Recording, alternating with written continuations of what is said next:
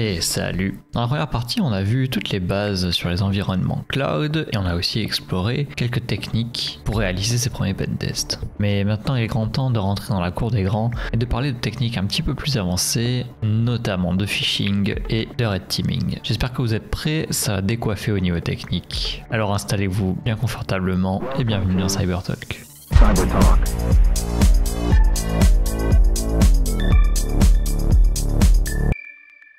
Alors, où est-ce qu'on en était? On en était à la fin de la partie sur le pentest. On avait fait toute la partie énumération et énumération, recon, etc. On allait finir sur cette section-là et attaquer eh bien, la red team dans le cloud, chose qu'on entend très rarement. Alors, tu nous parlais de toute la méthodologie, les tools, etc. pour énumérer, faire sa recon. Il y avait un peu d'OSINT, il y avait un peu de leak, il y avait plein de choses comme ça. Déjà, quand on parle, par exemple, pentest interne, Active Directory ou autre, on parle souvent de genre NetExec, CrackMapExec, Bloodhound, etc. Est-ce qu'il y a des tools comme ça, vraiment pour la partie attaque pure et dure, tu vois, qui existent? Est-ce que Bloodhound a un module AD, Azure AD, tu vois, Entra ID? Ouais, absolument. Bah, c'est pas compliqué, hein. Tu retires Blood, tu mets Azure, ça s'appelle Azure Hand. Ok. Et c'est ça. C'est vraiment, ça a été développé par les gars. Et tu sais, on en a parlé au début, c'est vraiment ça, tu sais, le chercheur en sécurité de SpectreOps, donc les gars qui ont fait Bloodhound, Andy Robbins, bah, c'est un des principal architectes justement pour Bloodhound et maintenant pour Azure Hand. Comme je te disais tout à l'heure, il fait beaucoup de recherches sur Azure AD, Entra ID, MS Graph API et tout. Et bah forcément, ils font de la recherche aussi dans un but. Derrière eux, ils ont un produit, c'est Azure Hand et Bloodhound. Et donc, ils intègrent en fait tous ces chemins d'attaque qu'ils identifient, ou de compromission et d'abus, dans cet outil qui est Azure Hand. Donc, ouais, il y a Azure Hand. On a parlé au tout début, tout à l'heure, pour l'énumération, tu as Cloud Brut, Cloud Enum, c'est l'énumération pour énumérer plus au niveau ressources. Au niveau plus identité, moi, je disais Master, c'est pas mal, ou O365 Spray, des tools pour faire du spray et de l'énumération d'utilisateurs sur, par exemple sur Azure ou sur GCP ou AWS. Tu as des outils du type aussi qui vont cibler, c'est aussi surtout en Red Team, c'est aussi un des moyens d'accès initial qui est possible. C'est tout ce qui est les messageries collaboratives, à savoir Teams, Google Hangout. Ça, c'est des trucs qui sont hyper intéressants, parce que comme je disais tout à l'heure, par exemple, quand on parlait de Teams, si l'organisation désactive pas en fait compte l'accès au chat par des third parties, par des organisations externes, n'importe qui, toi tu t'ouvres un Teams, n'importe qui, moi je me crée un tenant dans Azure, dans Teams, tac, je lis ma licence, je prends une licence gratuite de 30 jours, je donne pas la méthodologie, attention, et les étapes, mais un peu. Et puis bah tac, j'ai un Teams qui est ouvert, j'ai un domaine qui est très proche de nom d'entreprise, je m'appelle support éventuellement, ou alors je prends le nom du gars de support par exemple qui travaille là-bas via LinkedIn, je me mets la même photo qu'il a sur Teams, je peux m'identifier la photo qu'il a sur Teams, comment? Parce que si je vais lui parler au gars initialement de support, bah initialement genre, il fallait me répondre, à un moment donné je vais avoir sa photo aussi, tu vois.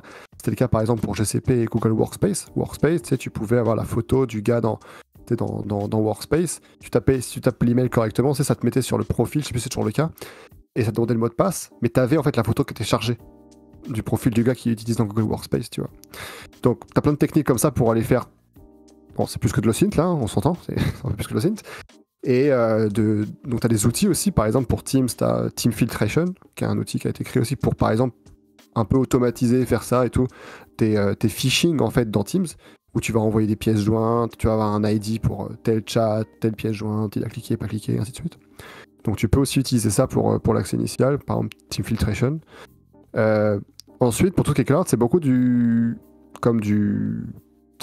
PowerShell par exemple pour Azure, parce que Azure à la fin, Azure AD, Azure RM, Entra ID, c'est des modules derrière en fin de compte et des API que tu peux appeler via aussi des modules PowerShell.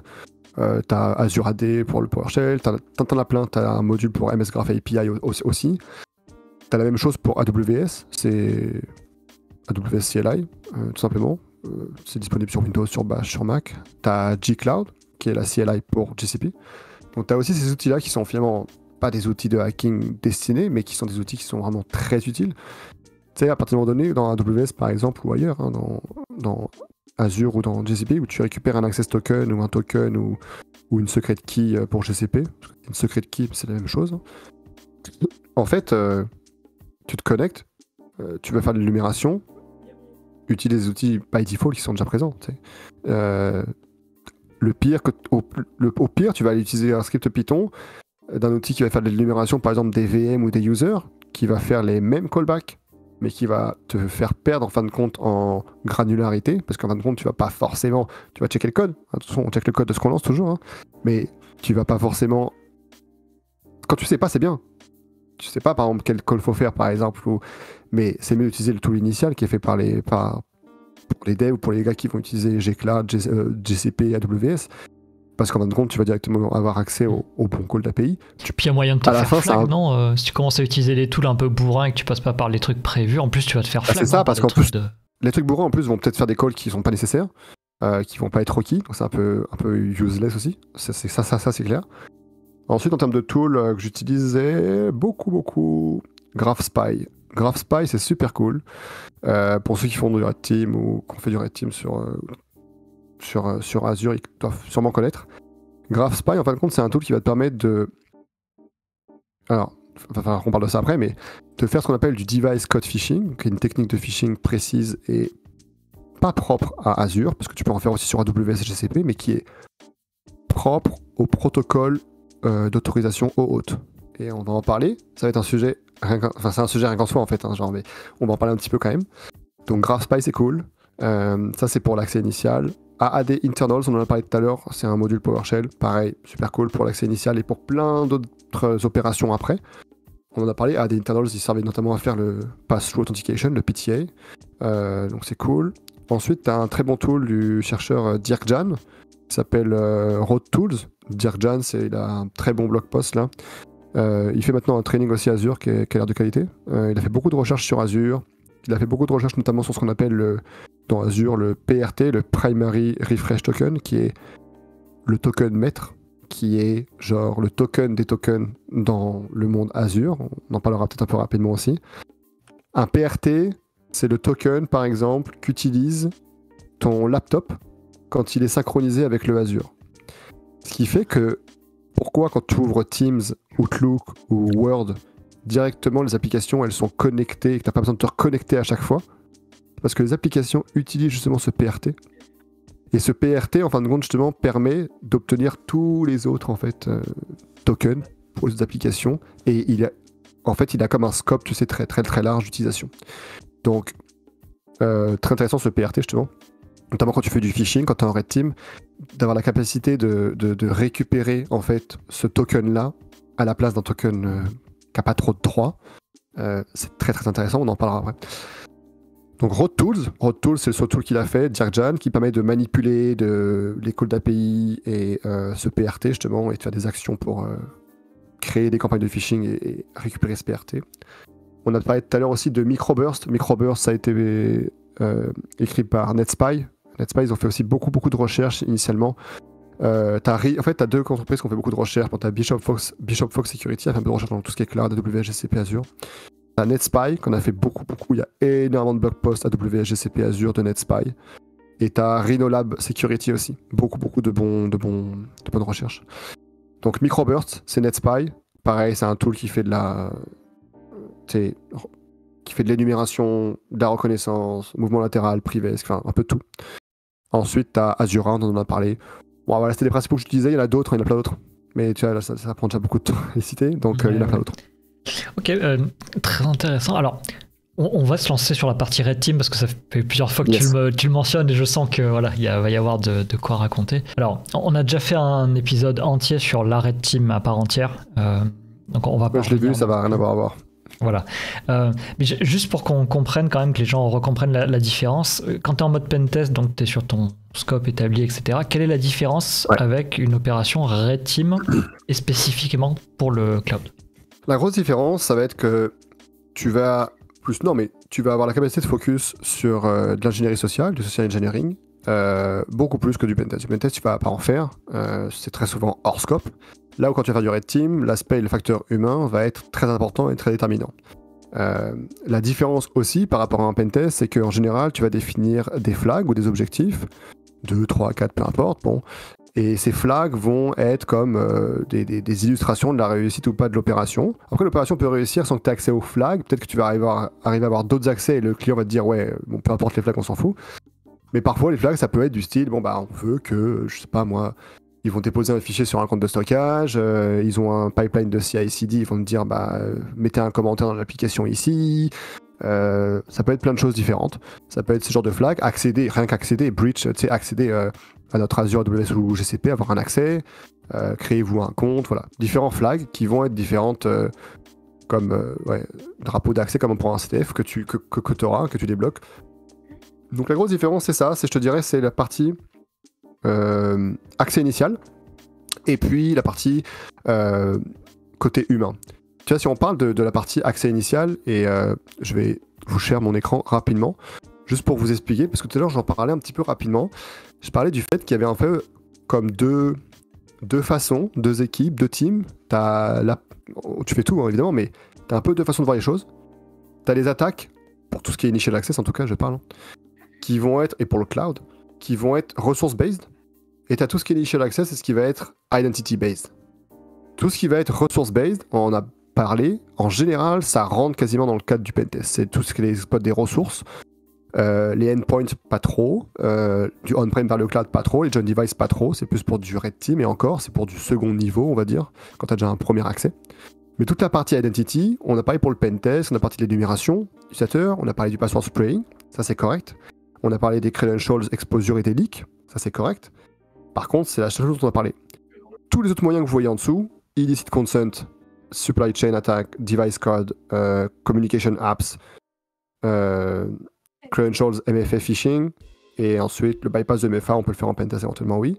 Mais toutes celles-là, sinon, c'est orienté red team.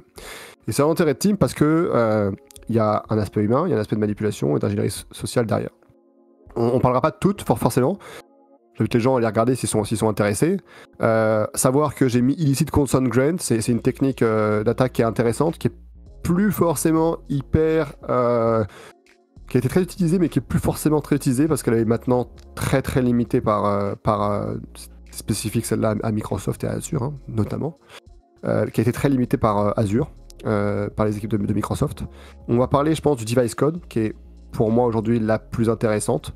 Parce que c'est celle qui couvre le plus de choses, et puis c'est celle qui va être le plus utilisée, et puis qui fonctionne. C'est important.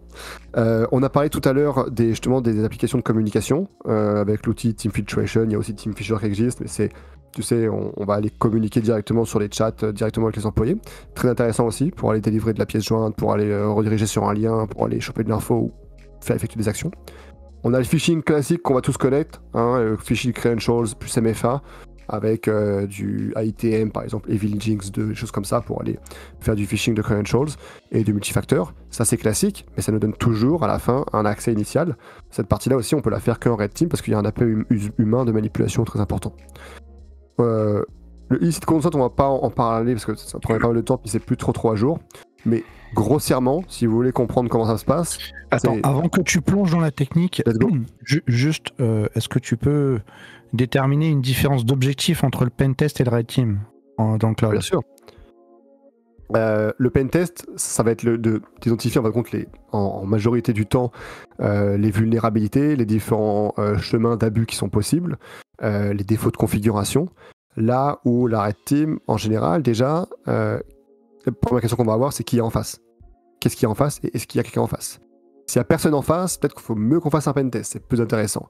Dans la red team, on va avoir une notion justement de détection et de réponse qui est important, qu'il faut prendre en considération, et donc potentiellement, et normalement c'est le cas de figure qu'il faut, hein, une blue team en face qui va être soit là pour nous détecter, soit là pour améliorer ses capacités de détection et de réponse. S'il n'y a pas de blue team en face, en fait la red team est un peu comme en mode free for all, tu sais, genre on est tout seul, on y va, mais il n'y a pas trop d'intérêt, tu vois. On peut faire quand même... Je conseillerais plutôt de faire un pentest sans objectif précis, mais d'inclure par exemple l'ingénierie sociale comme scope autorisé. Ce serait plus intéressant, je pense. Par contre, le red team, ça va être en face, on va avoir potentiellement une équipe de détection, des gens qui y travaillent, des gens avec qui après le Red Team, justement, ce rapport de Red Team et ces briefings qu'on va faire vont être utiles pour justement améliorer leur capacité de détection et de réponse. C'est un des objectifs du Red Team. Et identifier aussi les gaps, en fait, de détection dans leur framework de détection, quoi. Donc, c'est aussi l'objectif principal, quoi. Là, on parle que des objectifs au niveau offensif hacking. Oui, bien sûr. Hein. Mais c'est évidemment, in fine, à la fin, c'est de la sécurité offensive à but défensif. Donc, la but, c'est d'améliorer les postures de sécurité, d'améliorer les détections dans le cas du Red Team, et la réponse, en fait, de la Blue Team qui est en face. Donc, sans Blue Team, et on dit souvent sans Blue Team, il n'y a pas de Red Team, mais c'est la vérité, en fin de compte. La Red Team existe uniquement parce qu'il y a une Blue Team, et la Red Team existe uniquement parce qu'il y a, justement, des contrôles de sécurité qui ont été mis en place et déjà un travail qui a été effectué. T'sais. Si on nous dit, ouais, c'est bon, on a une Blue Team, on l'a créée il y a une semaine et ils sont en train de commencer à essayer de comprendre un peu l'infrastructure.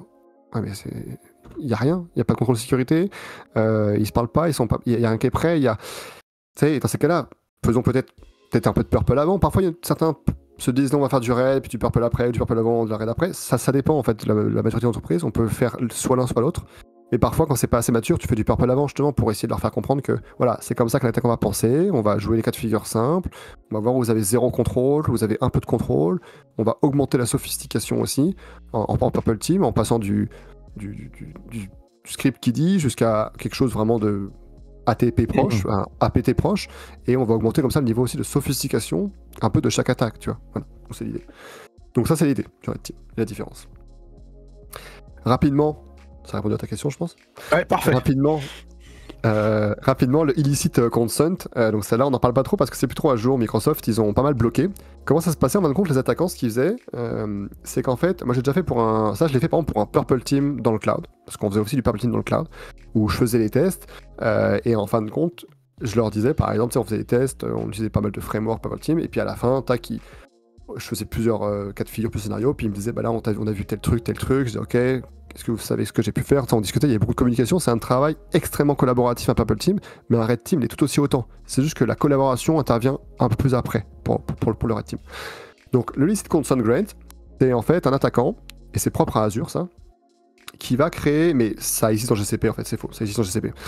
AW, jamais checké, mais ça existe en GCP aussi. Un attaquant, en fait, dans l'environnement non cloud, puisque c'est pas propre à Azure, mais on va parler d'Azure, va créer son propre tenant en tant qu'attaquant. Dans son propre tenant en tant qu'attaquant, c'est le tenant qui est rouge, il va créer une application qu'il contrôle, donc.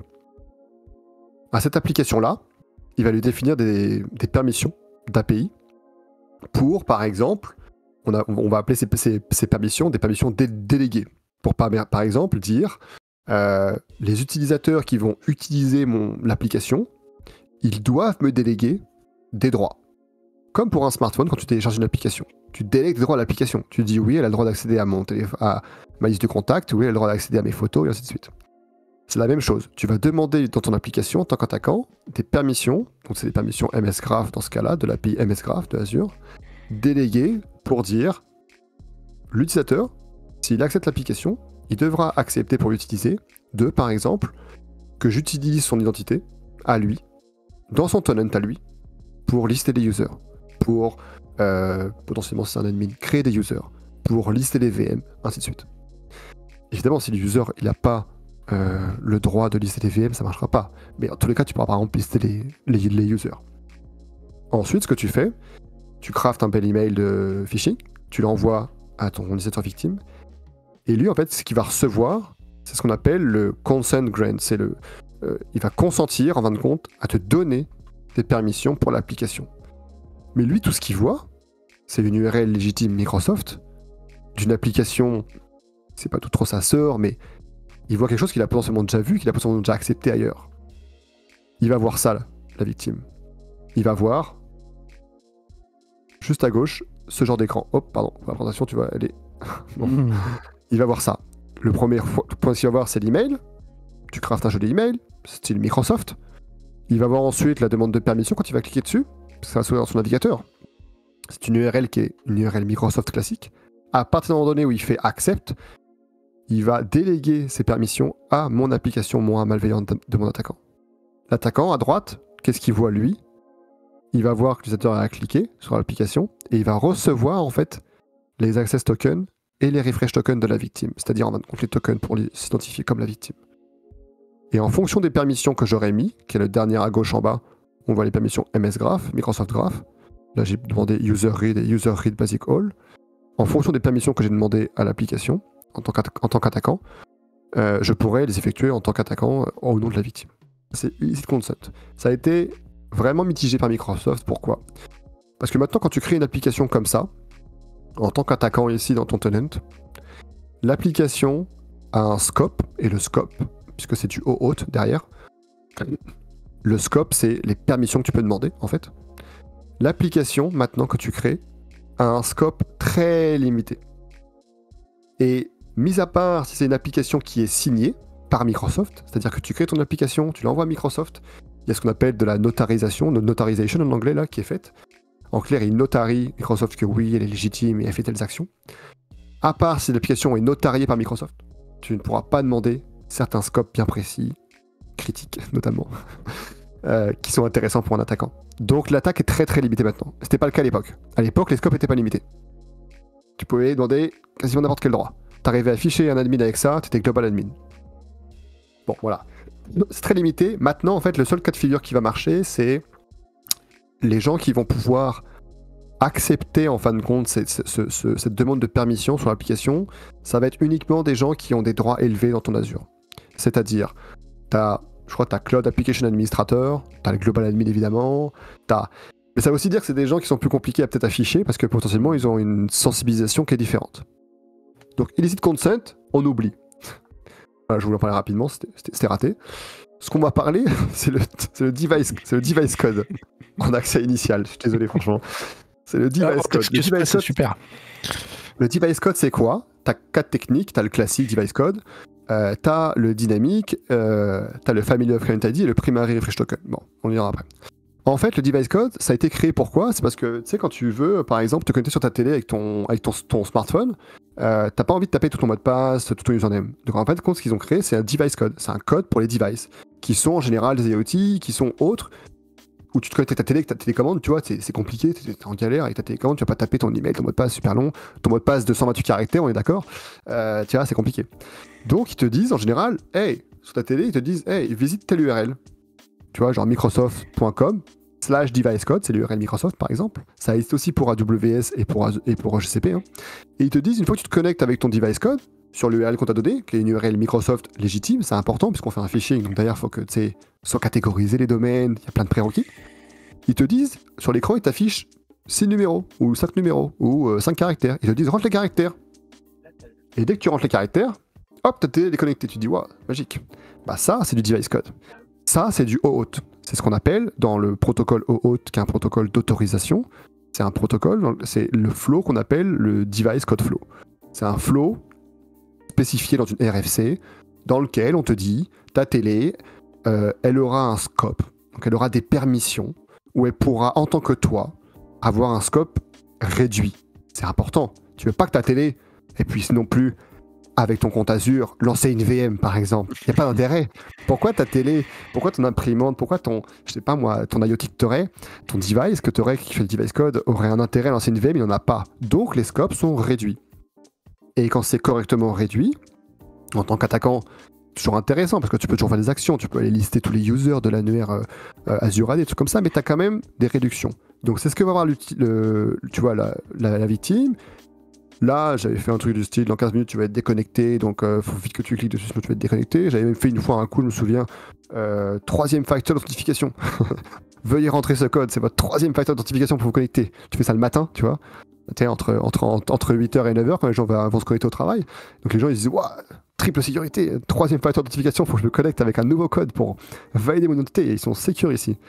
Et en fait, ce qui se passe avec ça, c'est que c'est pas comme les macros, tu vois, où on te dit attention, c'est dangereux.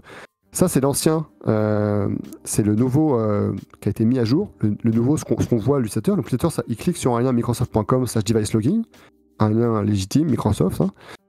Il rentre le code qu'on lui a donné, qu'on lui a fourni dans l'email, il faut lui fournir le code, attention, c'est important. Le code, c'est moi, en tant qu'attaquant, qui le génère. Je le génère, en fin de compte, avec un call sur une API Microsoft public, c'est tout. Et à partir du moment donné où le gars, en fin de compte, il va le rentrer, bah, je récupère son access token et son refresh token. Et en fait, quand il le rentre, bah, il est sur son navigateur, donc il est déjà connecté potentiellement, ou il est déjà en cache, tu vois. Donc il va juste sélectionner son compte, et c'est fini. L'avantage de tout ça, comme pour le illicit consent, c'est que je récupère un access token et un refresh token. Et l'avantage de l'access token et du refresh token, c'est quoi? C'est que je bypass le MFA. Parce que le mec, il a déjà fait son authentification. C'est l'authentification, elle a déjà été faite auparavant, avec username, mot de passe, MFA. Moi, ce que j'abuse, c'est OAuth, un protocole d'autorisation. Et c'est très important. Parce que souvent, les gens disent « Ouais, je m'authentifie avec OAuth ». Non, tu fais de l'autorisation, tu autorises avec OAuth. Et ce que je récupère, du coup, c'est un access token et un refresh token. L'access token, il est valable 60 minutes. Et le refresh token, il est valable 90 jours. Donc t'es bien pour ton Red Team. T'as le temps. Et un refresh token, il va servir à demander un nouvel access token. Point. C'est tout. Ça, c'est le device code phishing. L'enjeu avec ça, pour un attaquant, c'est que le code que tu envoies à l'utilisateur, il est valable 15 minutes. Au bout de 15 minutes, si l'utilisateur n'a pas rentré ce code-là, c'est game over. Et game over, ça veut juste dire que ton code, il va le rentrer, il va avoir un message d'erreur. Donc l'enjeu, c'est ça, c'est que tu as une limite de temps. Donc ce qu'on a dit qu'on allait faire, c'est qu'on dit on peut faire du dynamique, device code phishing, en étant dynamique.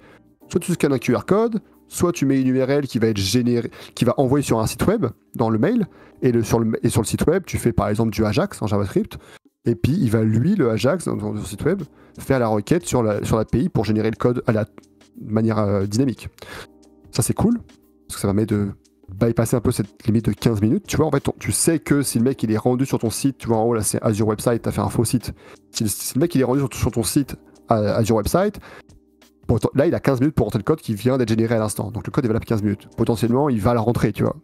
Mais ça crée de la friction. Attention, ça crée aussi un peu de friction en plus, puisque t'as un site web à envoyer, ainsi de suite. C'est l'autre technique, Dynamic Device Code Phishing. Et là où c'est génial, c'est ça. Ça, c'est toujours du Device Code Phishing. L'outil dont on a parlé tout à l'heure, GraphSpy, c'est l'outil qui est ici, en capture en bas. Et en fait, qu'est-ce qui se passe avec le FOCI, Family of Client ID? C'est que je vous ai précisé tout à l'heure, vous savez qu'il y avait le device code, tu le générais pour une télé. La télé, elle avait un scope défini. Par exemple, vous pouvez faire que user read. Vous pouvez juste lire l'utilisateur, les informations de l'utilisateur, le profil, et éventuellement lister les users. Un scope défini. C'est parce qu'en fin de compte, quand tu fais un device code, tu demandes ce qu'on appelle tu le fais en fonction d'un client ID. C'est-à-dire que le client ID, quand tu fais un device code pour ta télé, c'est un nom précis. Le client ID pour Teams, par exemple, c'est un ID précis. Le client ID pour Outlook, c'est un ID précis. Et Outlook, vu qu'il a le client ID de Outlook, il aura le scope de Outlook. Et donc, il pourra lire les emails, mais il ne pourra pas lire les chats Teams. Il ne pourra pas upload sur OneDrive, ce qui est normal. OneDrive, c'est aussi un client ID. Tout ça, c'est du OAuth, en fait, derrière. Et ce qu'on a découvert, pas moi, attention, désolé, ce que les chercheurs ont découvert, c'est qu'en fin de compte, ça, c'est comment doit fonctionner le protocole OAuth selon la norme et la RFC, tu vois. OAuth, pour éviter justement que si tu récupères un access token de Teams, tu puisses utiliser cet access token de Teams pour aller sur Outlook ou sur OneDrive. Non, l'access token est limité à son scope et à son client ID. Ce qu'ont découvert les chercheurs, c'est qu'en fait, Microsoft ont créé ce qu'ils appellent le FOCI, Family of Client ID. Il faut penser aux jeux de cette famille un petit peu. C'est-à-dire qu'ils ont relaxé la RFC, ils ont relaxé les mesures de sécurité, notamment sur mobile, pour permettre, quand tu es connecté sur une application sur ton mobile, de ne pas avoir à te reconnecter et donc à générer un nouvel access token. Et ça veut dire que avec un refresh token Teams sur ton mobile, tu peux aller ouvrir et il va demander un nouvel access token. Avec le refresh token de Teams, il va aller ouvrir Outlook, il va aller ouvrir OneDrive, il va aller ouvrir et ainsi de suite. Et ça, c'est le cas. Est-ce qu'il garde le même client ID ou est-ce que... Non, il change justement, il change. Il change. Okay. Absolument. Et il y a environ, je sais plus, je crois il y en a 36 différents client ID et donc applications. En fait, quand on entend client ID, c'est application, c'est genre Teams, Azure PowerShell, SharePoint, OneDrive, Outlook, enfin toutes les plus intéressantes en fait. Et du coup, ce qu'on fait quand tu fais du phishing, c'est qu'en fin de compte, tu vas faire du phishing pour une seule application, mais tu vas pouvoir faire du mouvement latéral après sur toutes les autres applications. Voilà, c'était un petit 101 device code. Et tu vois, par exemple... Est-ce que, avant que tu passes à autre chose, est-ce que tu as des client ID d'une même famille, entre guillemets, enfin Outlook, Teams, etc., qui peuvent avoir des permissions différentes C'est-à-dire que là, c'est un mouvement latéral, mais est-ce que ça peut pas, est-ce que parfois ça pourrait pas passer pour une privesc? Bah, initialement, ça avait été, les chercheurs ont déclaré ça comme une privesc auprès de Microsoft, qui a refusé la vulnérabilité, qui a dit que non, c'était décrit dans leur documentation, c'était décrit en une ligne. Maintenant, c'est un paragraphe dans la documentation de Microsoft. Oui, Microsoft Way, tu vois, genre, c'est genre, non, c'est pas une vue. Puis après, la doc, elle a été mise à jour, c'est bizarre. Tu vois. Ah non, voilà. Donc maintenant, c'est précisé, ça, mais c'est très intéressant, surtout quand tu fais justement ce genre de phishing. Et puis, tu as le dernier des derniers phishing, un petit peu le golden ticket du phishing pour l'accès initial, notamment dans Azure, c'est le PRT. Le PRT, on l'a dit, c'est quand tu prends un laptop, quand tu le connectes avec ton Azure, faut qu'il puisse se connecter, s'authentifier. Et il faut qu'il puisse ne pas avoir à se authentifier à toutes les applications Outlook, Teams ou autres. Et le PRT, c'est ça, c'est vraiment c'est le Primary Refresh Token. Faut le comparer dans le monde de Kerberos à un TGT en fait. Moi, je vois ça clairement comme un TGT. C'est un TGT qui va te permettre d'accéder à tous les services. Ça. En plus, il est valable 14 jours, donc c'est plutôt cool. Et en fait, il lie l'identité du user à un device. Ça, c'est très important. Et c'est pour ça qu'il est comme unique et qu'il va pouvoir te donner accès à plein de choses. Parce qu'on va pas demander à l'utilisateur sur son device de se authentifier sur Outlook, sur Teams, sur OneDrive, à chaque fois qu'il ouvre. T'imagines ? À chaque fois qu'il ouvre son folder, à chaque fois qu'il ouvre son Explorer, il clique sur son folder OneDrive, on lui demande authentifie-toi. Ouais, c'est quoi ça ? Il ouvre Teams, authentifie-toi. Mais non, c'est n'importe quoi. Fait du USS. En fait, le but, c'est un peu de faire comme. Voilà. Ouais. Donc, ça, c'est l'idée. Donc, le client ID pour le PRT, c'est pour une application qui est Microsoft Authentication Broker. C'est celui-là. Donc, quand tu vas faire ton device code phishing, en fait, tu vas générer un code en tant qu'un attaquant, ce code-là, par exemple, qui va être un code valable pour devenir un PRT, pour être un PRT. Donc, quand tu vas ficher l'utilisateur, tu auras accès à quasiment tout. Au niveau cloud, au 365, tu vois, que l'utilisateur il a accès. Le seul truc que tu verras qui sera différent, c'est que là, tu vois, il y a marqué You are signing into Microsoft Office. Parce que ça, c'est que le device code, il a été généré pour le client ID de Microsoft Office. Donc, quand tu te connecterais avec un client ID différent, tu verrais You are signing into, et c'était quoi ? Microsoft Authentication Broker. Voilà. Ça, c'est l'accès initial. C'est là que c'est la grosse différence avec le pentest. Vous voyez, il y a beaucoup plus de préparation. Parce que potentiellement, ça va prendre, si tu fais du dynamique, une petite infrastructure Azure Website. Potentiellement, ça va prendre de déployer ton Graph Spy et autres, de faire tes emails de phishing, de bypass la passerelle d'email. Pour envoyer ton courriel, il faut aussi que tu aies un domaine qui soit réputé. Tout ça, il y a des techniques. Moi, en général, ce que je faisais, c'est que pour les domaines réputés, en fait, je me crée un tenant. Tu crées un tenant dans Azure. Ton tenant, il va être onmicrosoft.com initialement, quand tu le renommes pas. Donc, onmicrosoft.com, c'est un domaine qui est très, très valable. Et puis après, tu l'appelles, je sais pas moi, la compagnie s'appelle, je sais moi, Soleil. Tu vas l'appeler Soleil.onmicrosoft.com. Et puis tu regardes un peu qui travaille où, qui fait quoi. Avec ça, tu es quasiment sûr de tomber dans la boîte mail. Après, c'est en fonction de ce que tu mets dans le contenu de l'email, c'est aussi différent, attention. Vu que c'est des URL là que tu dois donner, qui est l'URL microsoft.com/device-logging, ça pourrait être détecté par le firewall, par exemple, par l'anti-spam, en disant ah, attention, il a reçu un email où on lui donne une URL microsoft.com/device-logging, potentiellement phishing. Voilà, mais après, c'est d'autres requis, c'est de l'évasion, c'est autre chose. Mais c'est l'idée. Pour l'accès initial, c'est ça l'idée. J'ai arrêté de partager. Alors, on reprend la discussion, c'était juste pour vous faire un one-on-one sur H initial et vous montrer en fait la différence en fait d'approche en fait qu'on a vraiment avec du pentest. C'est super intéressant. C'est des vecteurs qui sont complètement différents.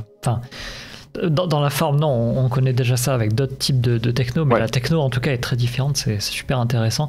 Et je trouve que le parallèle se fait très rapidement avec l'Active Directory. En fait, tu disais pour moi le PRT, c'est ça, c'est le TGT. Et le parallèle se fait très bien, c'est assez sympa. Est-ce que... Et puis tout derrière, c'est vraiment lié à du host en fait. En fait, c'est...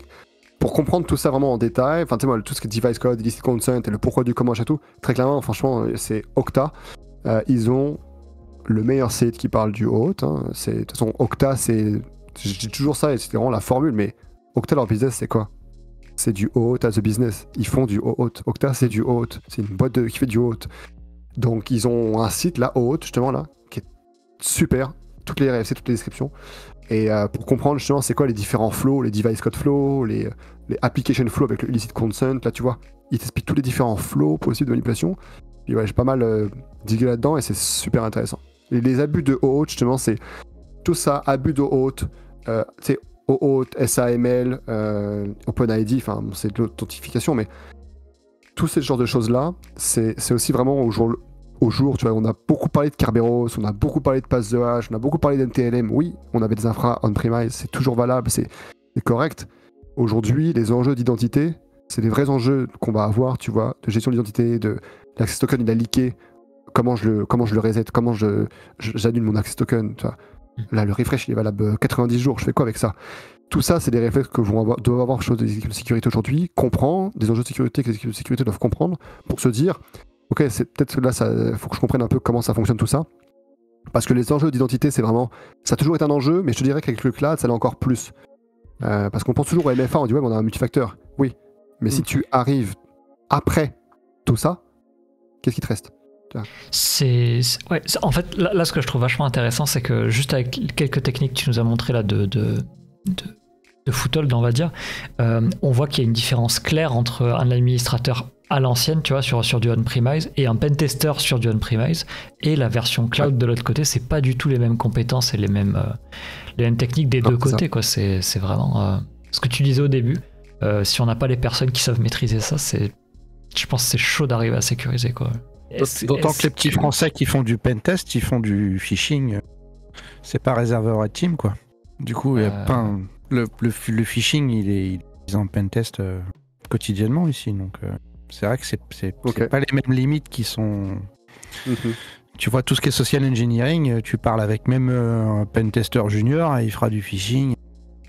Et se fera passer, comme je disais tout à l'heure, pour rigoler, pour Natacha qui cherche ses pieds sur Instagram et qui te fera cliquer. Hein. Ils sont doués. On en avait parlé avec un pentester qui se faisait passer justement pour une demoiselle et qui avait réussi à avoir le foothold et puis finalement plus que ça, puisque la personne qui était ciblée sur le spear phishing avait des droits intéressants et c'était juste c'était son 2e mois, je crois, de pentester en activité ou quelque chose comme ça. Bien joué, hein, Jack. Ouais, donc c'est vrai que c'est assez intéressant. Est-ce qu'il y a un peu les mêmes choses côté... J'ai plus le mot, je vais le retrouver. Où est-ce qu'il est écrit déjà? Je commence à fatiguer. Persistance, voilà, je vais y arriver. Ouais. Il y a des trucs comme ça un peu under the flag aussi. En fait, ce qu'il faut savoir, c'est que les environnements cloud, Azure, AWS et GCP, tout ce que tu vas faire à la fin derrière, c'est des calls d'API qui sont faits en fin de compte sur des endpoints d'API, en majorité des cas. Donc c'est du web en fait. Donc tu as deux possibilités pour ta persistance, et quand tu parles de persistance, j'assume que tu parles de trucs un peu red team ou un peu sous le radar. Donc tu as l'idée de te dire, potentiellement, première étape, j'ai des calls d'API qui sont pas monitorés. C'est-à-dire que par exemple, AWS CloudTrail, qui est le système de log là pour AWS, va pas monitorer correctement ce call d'API là, ou mal. Bon, c'est de moins en moins le cas, parce que ça fait longtemps que ça existe AWS, ils sont des équipes de sécurité, c'est pas des newbies non plus. Donc t'as quand même beaucoup de monitoring qui est fait, et beaucoup de CM Cloud, en fait, ce qu'ils font, en fait, c'est qu'ils récupèrent ces logs CloudTrail, justement, et ils font, ce qu'ils font très bien, justement, c'est qu'ils font de la corrélation sur ces logs-là. Pour dire, il y a eu tel call d'API, tel call d'API, tel call d'API, ok, ça veut dire qu'il se passe ça. Par exemple, tu vois, nous chez Palo, on a ce qu'on appelle Prisma Cloud. C'est un CSPM, un Cloud Security Posture Management, et en fait, il a une partie justement comme ça, où il te dessine en fait ton chemin d'attaque et ton attack path en te disant, regarde, il y a eu tel événement, tel événement, tel événement. Donc le gars, il est rentré, il a exploité une fonction Azure, par exemple, ou une fonction lambda.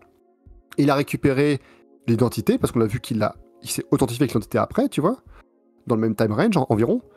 Et cette identité-là, regarde, elle a accès à des stockages, et sur tes stockages-là, on a vu qu'il y avait de la data personnelle. Et il te fait comme ça, tu vois, ton attack path un peu à la Bloodhound.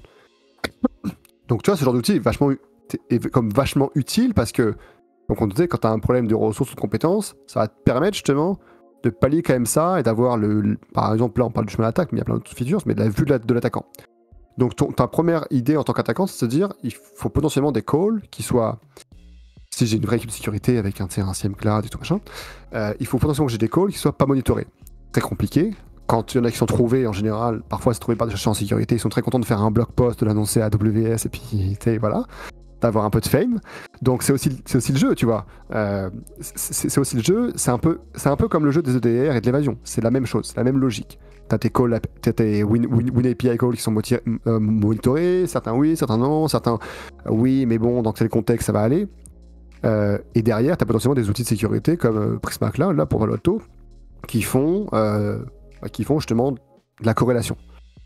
Donc, dans le cas où tu as ça, tu peux trouver des calls pas monitorés. Par exemple, moi, ce que j'avais vu, ce que j'ai remarqué, c'était très très bizarre. Alors, il faudrait vérifier si c'est toujours le cas. Éventuellement, ceux qui ont accès à un AWS, ils pourraient me dire. Moi, j'ai mis là pour que je regarde, mais j'ai pas regardé là. Quand tu te connectes sur la console AWS, la console, c'est genre page web, tu as un log. Quand je me connectais avec le même compte avec une access key et une secret key, j'avais pas de log. J'étais connecté pareil. J'étais connecté. Après, dès que je faisais une action, je listais un user, bam, IAM list user par tel user à tel endroit. Qui a été démontré aussi, là c'est dans Azure aussi, toujours pas au niveau des logs, c'est la pollution de logs. Et une des capacités qu'avait trouvé un chercheur, c'était de faire en fin de compte de la pollution en fait dans les logs Azure pour par exemple faire en sorte que on a l'impression que le gars soit connecté d'ici ou qu'on a l'impression qu'il y ait plein de connexions qui sont en train d'être faites depuis tel endroit et finalement quand tu regardes l'IP tu vois que c'est le nom d'un pays ou c'est une connexion tu te dis waouh. Bon, j'ai plus le détail de la recherche mais il faut regarder. Tu peux regarder log poisoning in Azure, un truc comme ça, je suis sûr que vous trouverez. Et en clair c'était ça l'idée, c'est qu'il y avait comme de l'empoisonnement de log qui fait que à la fin, si t'as une blue team qui est en face, pour la recherche de log, c'est un peu pourri, tu vois. Et ça a très longtemps, je sais pas si c'est encore le cas, attention, mais ça a très longtemps été le cas, genre, je pense qu'il y a encore 6 mois, c'était encore le cas, quoi. Ça a très longtemps été le cas, où les logs, justement, étaient, on appelle ça manipulables, en fait, et où certains logs, tu pouvais les manipuler, ou faire un peu comme de l'empoisonnement. C'est juste qu'en fin de compte, les sources sur lesquelles se basait, en fin de compte, le système de log de Azure, était pas assez restreint et précis, et par exemple, ça prenait tel header dans la requête, et puis elle était manipulable, et du coup, on pouvait changer le header, ainsi de suite. Faudrait retrouver tout le truc, là, qui explique, mais t'as ça aussi qui est possible, t'as comme l'empoisonnement de tes logs. Mais après, c'est sûr que ça reste toujours un peu c'est pas de la 0 day, mais ça reste de la découverte très intéressante. Donc c'est sûr que si t'es en capacité d'aller découvrir des logs qui sont mal monitorés, pas monitorés, ou tu peux faire de l'empoisonnement à certains endroits par rapport à certains logs, c'est ça qu'il faut que tu mises. Parce qu'à la fin, le log, dis-toi juste que faut que tu assumes que dans le cloud, tu sais, le log, c'est comme des logs Windows. Ils l'auront. Ils auront le log. Est-ce qu'ils seront en mesure de le comprendre? C'est encore notre enjeu aussi, attention. Donc, est-ce que ça vaut pas mieux de faire des actions qui sont très proches de celles de l'utilisateur et de l'organisation que tu attaques? Si tu as un compte de développeur et que tu te mets, je sais pas moi, à aller taper tous les key vaults d'un coup, mais que le gars, en général, il fait que de l'Azure Function et du pipeline de développement, peut-être ça va flaguer aussi.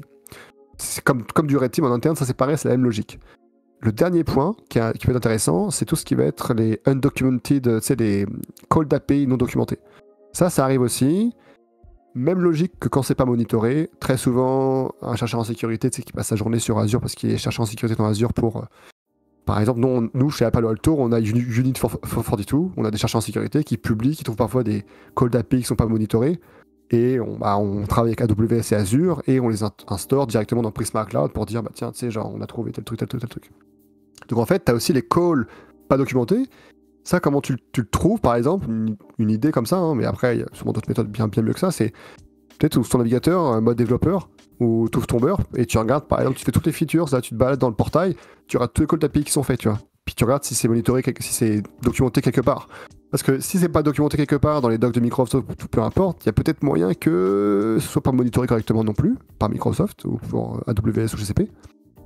Et puis, c'est aussi de se dire, parfois aussi, et ça arrive encore, notamment sur Azure, tu as des calls d'API qui sont legacy, qui sont prévus pour être décommissionnés et qui du coup sont plus monitorés non plus, ou partiellement, ou mal. Donc c'est ça en fait l'idée. Mais à la fin, je dirais que c'est quand même, comment dire, c'est quand même comme compliqué de... tu passes pas sous le radar en fin de compte, tu vas être quelque part, c'est juste à quel moment on va te voir. C'est en fait l'idée. Mais comme pour un réseau interne. Par exemple, tu modifies un pipeline de développement, tu déploies un truc malveillant, peu importe, je sais pas. Il y a pas mal de trucs aussi, tu sais, avec tout ce qui est... pour la persistance, on parlait, il y a pas mal de trucs avec tous les GitHub Action, tout ce qui est GitHub, les GitHub Action, les GitHub Context. Enfin, Synaptive, ils ont fait tout un blog post, plusieurs blog posts là-dessus, je pense que c'est très intéressant. Et c'est pareil, tu peux, en fin de compte, à un moment donné, mais si t'as pas de check de ton CI/CD, de ton pipeline, de ton code par un outil, justement, qui est en amont, oui, en effet, s'il y a de la pollution qui est faite, tu le verras pas. Et potentiellement, le mec, il va backdoor et il va persister dans ton CI/CD. Donc, je dirais, en termes de persistance, c'est déjà au niveau des calls d'API, comment ils sont monitorés. Ensuite, en termes de persistance, les trucs genre marrants, sympas, à plusieurs trucs. Par exemple, déjà, tu peux, dans Azure, par exemple, tu peux enregistrer un device. Par exemple, si tu as un PRT, tu pourrais enregistrer le device. Et c'est super cool. Tu es le device en fin de compte. Tu enregistres un nouveau device, un nouveau laptop, tu vois. Un des trucs aussi sympas dans Azure, c'est ce qu'on appelle les automation accounts. C'est des comptes d'automatisation pour effectuer des actions. En clair, c'est ça grossièrement. Ces comptes d'automatisation-là, ils se basent sur ils vont run des jobs et des templates. Et donc, tu peux potentiellement polluer une de ces templates-là, qui à un moment donné sera lancée tous les lundis par semaine, et personne vérifie ces automation accounts-là. Ça, je te dirais, au niveau des flags, ce serait 5 sur 10, tu vois, un peu quand même. Ce qui est intéressant, par contre, c'est de créer des rôles custom, par exemple, ou de backdoor des policies. Par exemple, dans AWS, c'est des policies. Imaginons que tu aies une policy, et que la policy, ce soit, je sais pas, la policy qui a été créée, c'est pour les développeurs, pour instancier des fonctions lambda. Tu pourrais, en fait, backdoor cette policy. Crois-moi, il y a très peu de monde qui vont revoir toutes les custom policies qu'ils ont créées tous les lundis matins pour vérifier que la policy n'a pas été modifiée. Très peu de monde. Ça, c'est très intéressant, backdoor une policy. Quand tu backdoor une policy en plus dans AWS, ce qui est intéressant, par exemple, c'est aussi le cross-account. C'est que tu pourrais backdoor une policy dans AWS, c'est super cool. Mais quand tu la backdoor pas pour toi pouvoir revenir. Tu la backdoor pour dire tel compte AWS aura le droit de faire cette action-là. Et c'est une ligne, c'est 3 lignes, même pas 3 petites lignes en JSON dans ta policy AWS. Ce qui fait que depuis mon compte AWS, moi en tant qu'attaquant, si je connais le nom du rôle, par exemple, la policy va t'appliquer un rôle. Si je connais le nom du rôle, je vais pouvoir assumer depuis l'externe, depuis mon AWS à moi, ce rôle-là dans l'organisation. Pour le trouver, il faut soit que je vois quand le rôle est modifié, que la policy est modifiée initialement, soit que je vois et que je revois mes policies, mes custom roles de temps en temps. Ça, c'est compliqué. Ça, c'est pour AWS. Est-ce que j'ai un... Non, j'ai pas l'exemple. Mais... Ouais. J'ai l'impression quand même, il y a pas si longtemps, l'année dernière, il y a eu un talk OAK où on nous disait, en gros, si jamais vous êtes fait pwn votre AD, brûlez-le, plutôt que d'essayer de le ressusciter. C'était un peu ça la conclusion du talk. C'est un peu la même chose, non, là, dans ce que tu nous dis quand même. J'ai l'impression que si tu as une preuve de compromission, c'est chaud, quoi. C'est que ça va prendre, en fin de compte, tu vois, le coup de la policy AWS, c'est sûr, c'est que ça va prendre des efforts. Il va falloir que tu comprennes c'est quoi. En général, les équipes de réponse à incidents qui vont venir répondre, par exemple, à ce genre d'événement, tu vas recevoir des gars qui comprennent le cloud, un minimum, et donc qui sont en mesure de te dire, ok, ce type de choses peut être backdooré, qui vont revoir tous tes logs, qui vont potentiellement les logs, les envoyer dans un outil comme Prisma Cloud, tu vois, ils vont les envoyer, puis ils vont checker tous les logs qu'il y a eu, s'il y a de la corrélation, à quel moment, à quel endroit, pour se faire gagner du temps, tu vois. Et par exemple, je peux partager, je vais vous montrer vite fait, là, le assume role, ce que c'est dans AWS, mais c'est un truc qui est très utilisé, tu vois. Moi, si je dois backdoor en AWS, je commencerai par ça, tu vois, c'est très intéressant. Attention, il y a plein d'autres techniques. Mais tu vois, le assume role, c'est vraiment ça. Tu as un document de policy, tu as ta policy qui est ici, et tu vois que ce que je fais, c'est qu'en fin de compte, bon alors là, en plus, c'est le pire du pire, hein, c'est que l'effet, c'est allo. Le principal, c'est qui peut faire ça en fin de compte. J'ai mis AWS, mais au lieu de mettre un ID de compte AWS précis, j'ai mis que tout le monde là, tout le monde, étoile, n'importe qui sur Internet peut assumer ce rôle-là. Et c'est-à-dire que quelqu'un sur Internet qui connaît le nom du rôle, il peut l'assumer. Et t'es chez le gars. Donc il suffit que le rôle il soit un ROM custol, où tu modifies la policy comme ça, là, sur un rôle qui est full admin. dans AWS. Alors, c'est plus grillé, attention, c'est Ouais. plus flag. Mais par exemple, t'as des rôles, les entreprises créent toujours des rôles custom. Tu modifies la policy d'un rôle custom, peut t'assurer que tu vas rester assez longtemps. Donc ça, c'est intéressant comme persistance dans AWS. Dans Azure, si je devais persister, j'irais sur ce qu'on appelle les applications. Dans Azure, tu as deux types.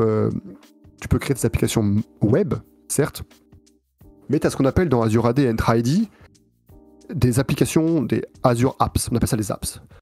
Et tu as deux types d'applications. Tu as les App Registration et tu as les Enterprise Applications. Je pense que je vais devoir montrer une slide parce que ça va être compliqué. Vas-y. Et ces applications-là, en fin de compte, ce qu'il faut comprendre, c'est que pour tourner, elles ont besoin d'une identité.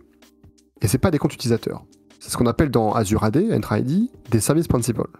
Et ces service principals-là, ils représentent en fait l'application et l'identité de l'application. Mais ce que tu peux faire dans Azure, c'est que ces services principaux-là, en plus, pourquoi c'est intéressant? Parce que tu n'as pas besoin de multifacteur. Parce que c'est l'application. Tu vas pas lui dire faire un multifacteur à l'application. Enfin, et donc, avec tous ces services principaux-là, si tu backdoor une application, cette application-là, elle aura des droits aussi. Les droits, très souvent, on va lui mettre des droits de l'API Microsoft Graph.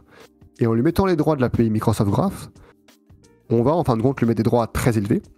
Il y a deux droits notamment qui sont extrêmement élevés, qui permettent en fait de faire global admin dans Azure. Donc en fait, tu mets ces deux droits à cette application-là, tu la backdoor, application qui est utilisée tous les jours voilà, dans l'organisation. Tu lui mets ces deux droits-là, ou un seul des deux droits, tu l'ajoutes en tant que global admin, enfin, il faut avoir des droits très élevés en fait, global admin. Tu ajoutes ces droits à l'application et tu t'en vas. Tu prends le numéro de l'ID de l'application, on appelle ça c'est pareil, on appelle ça un client ID, ça reste du root derrière. Donc tu prends le numéro de l'ID de l'application, tu prends le secret que tu as créé pour l'application et tu te connectes en tant que l'application. En fait, tu vas te connecter en utilisant ce qu'on appelle un service principal qui représente l'application.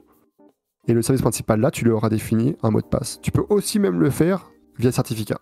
Que un certificat, super secure pour la backdoor.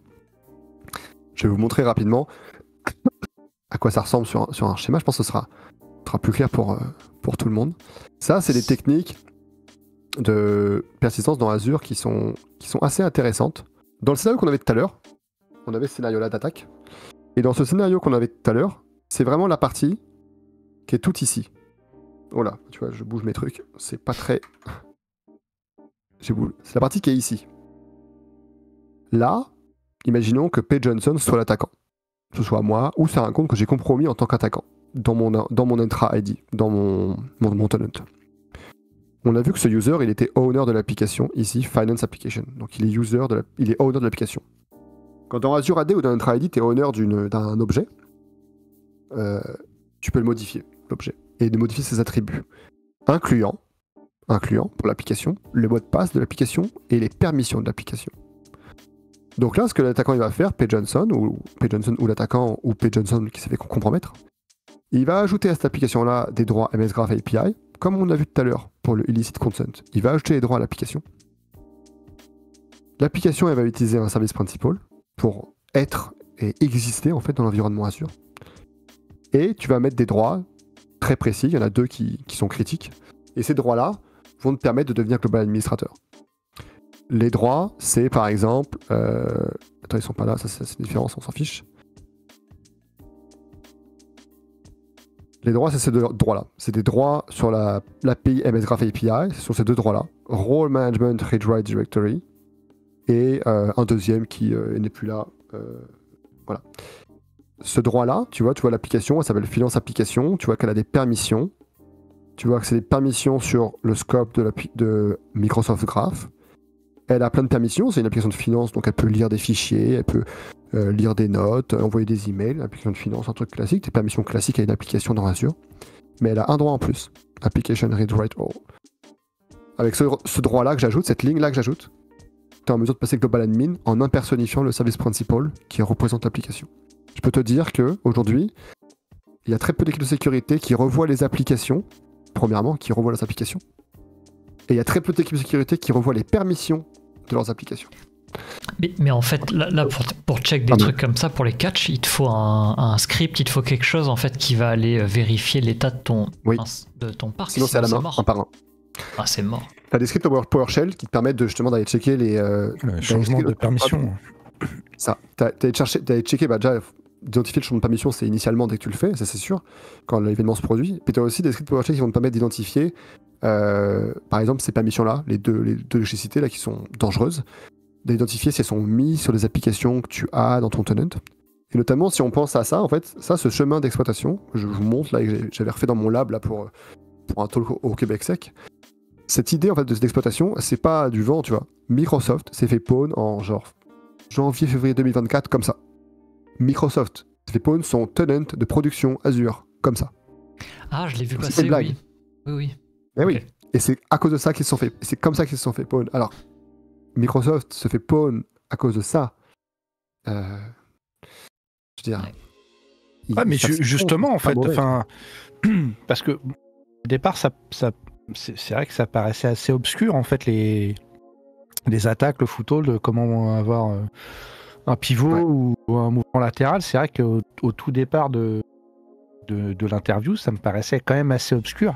Bon, c'est beaucoup plus clair maintenant. Là, déjà, il va falloir que je réécoute, parce que je pars de très loin sur le cloud, mais c'est beaucoup plus clair.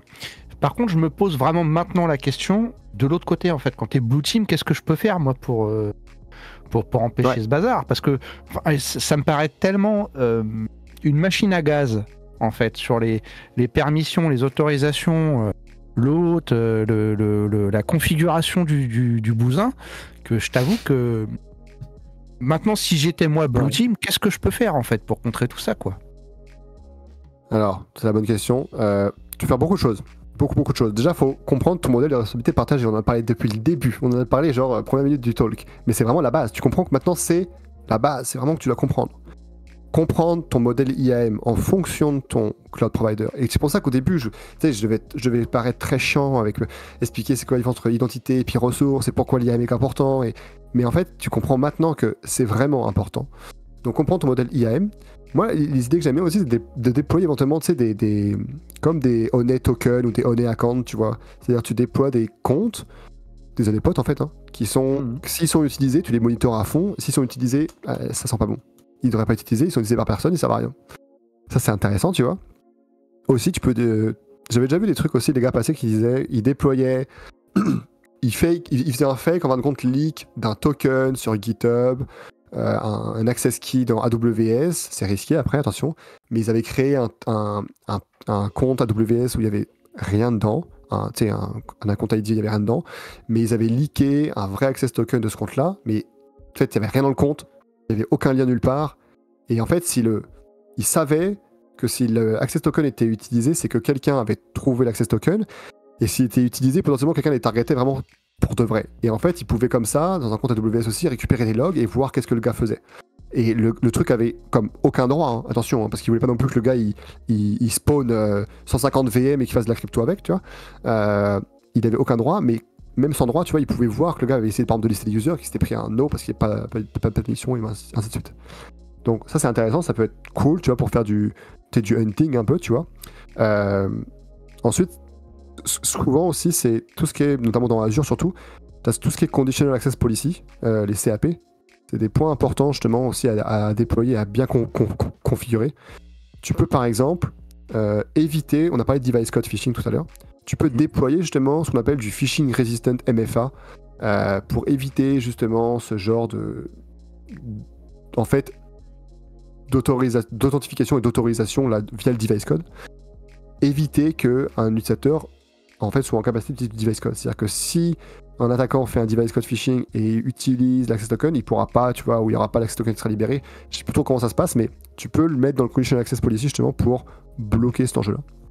Après, ton firewall va être important, puisque ton firewall va voir après tout passer, ton email spam, ton anti-spam email, ton email gateway va être important aussi, elle va voir tout passer. Peut-être faire des règles là-dessus aussi.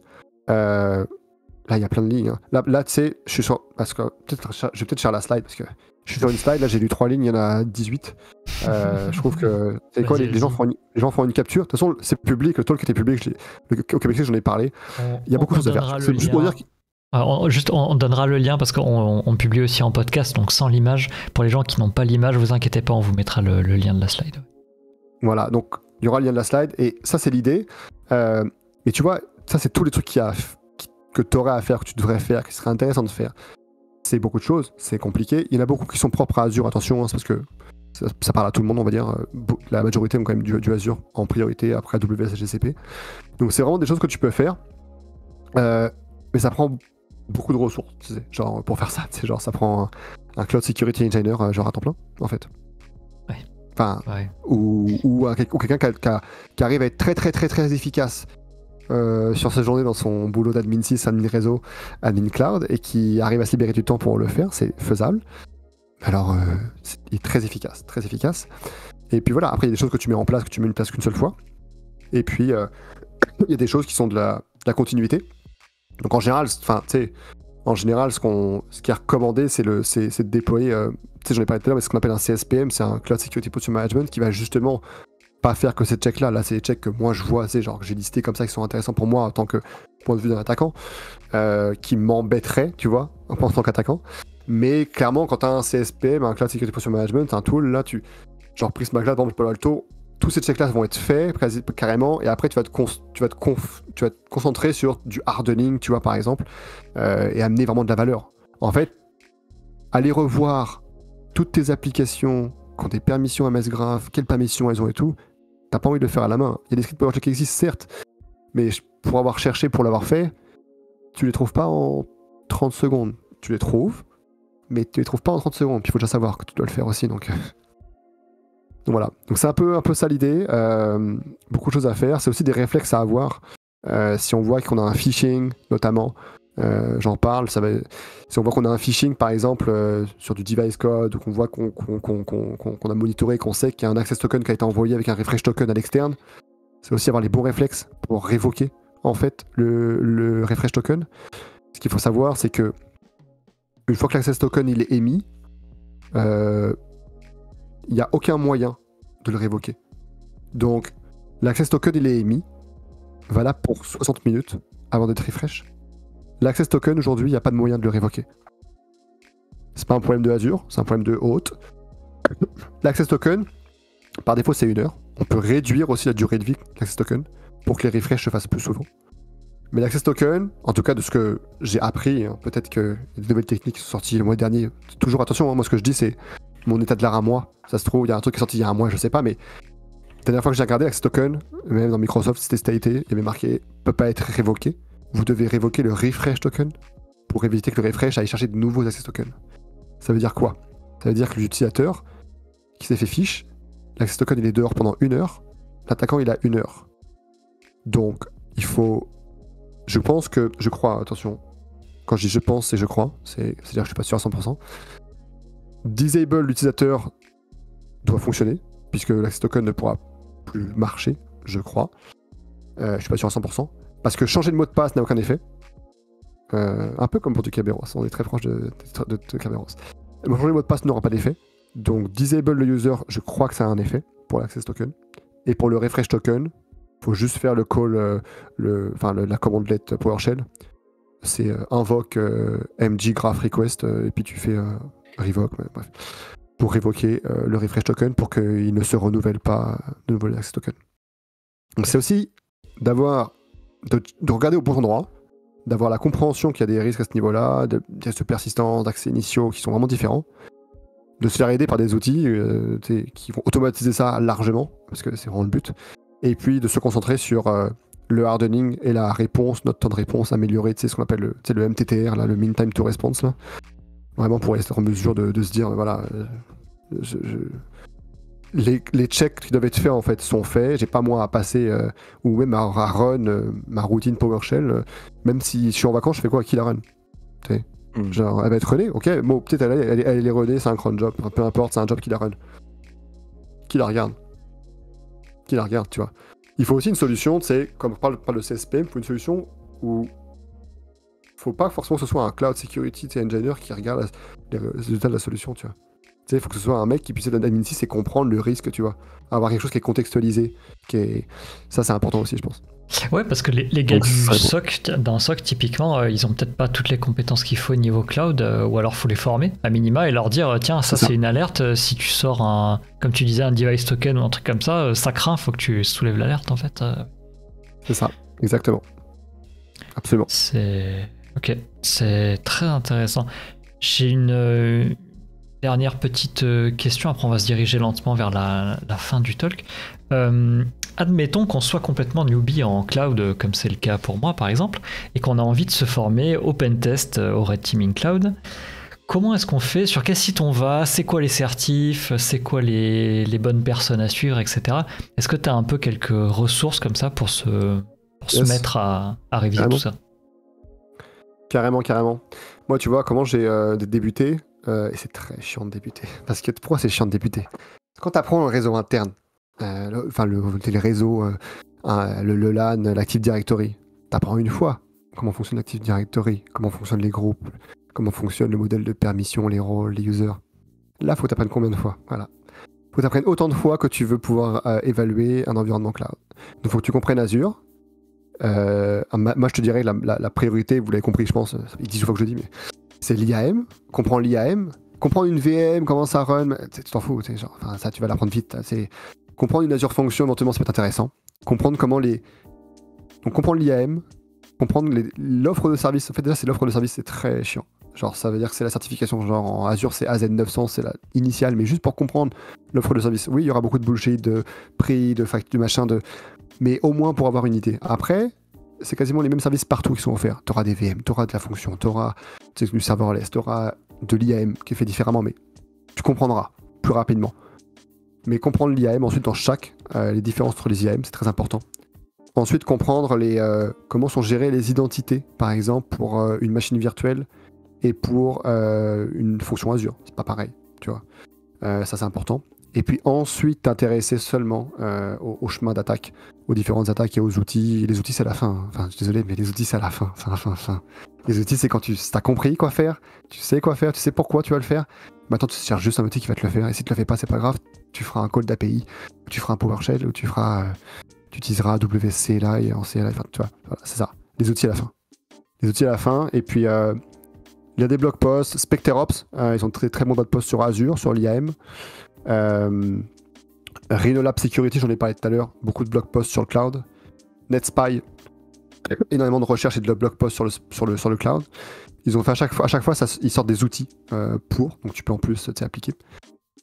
Avoir son lab, avoir ses labs, puisqu'on parle de AWS, GCP et Azure, donc ça fait 3 labs, c'est très chiant. Avoir 3 labs, donc avoir ses labs en fonction de ce que tu veux, tu peux faire que du Azure après, hein, tu peux choisir. Avoir ses labs, pour ça, moi j'ai mes labs, tu sais, moi j'ai la dernière fois je regardais une carte de crédit, les prélèvements, je sais quoi ça? Voilà, c'est mon GCP, ça fait 6 mois que je n'ai pas utilisé. Ouais, justement, ça allait être ma question là, quand tu dis avoir ces labs, ça coûte des sous, ça? C'est pas Alors, comment t'as lab AD ou... Bah, c'est moins cher, je te dirais, puisque en fait, GCP, je regarde ma facture, c'était genre un truc comme $9 ou $11 canadiens, tu vois. La dernière fois, ma facture, c'est juste pour mon nom de domaine et mon organisation de GCP. Il n'y a pas de VM, il n'y a rien. Et quand j'ai besoin d'un truc, je déploie une VM la plus cheap possible, tu vois. Ensuite, pour Azure, tu as des labs gratuits, tu peux avoir des trucs pendant 1 mois avec Azure en P1, P2, tu vois, avec des licences plus élevées, où tu peux faire plein de trucs pendant pareil 1 mois. Office 365, pareil, tu peux avoir 1 mois, tu peux faire plusieurs licences à chaque fois. Genre Office Premium, Premium Business, Pro, Family, enfin tu sais, tu prends des licences à chaque fois de trial de 30 jours, moi ce que je fais souvent.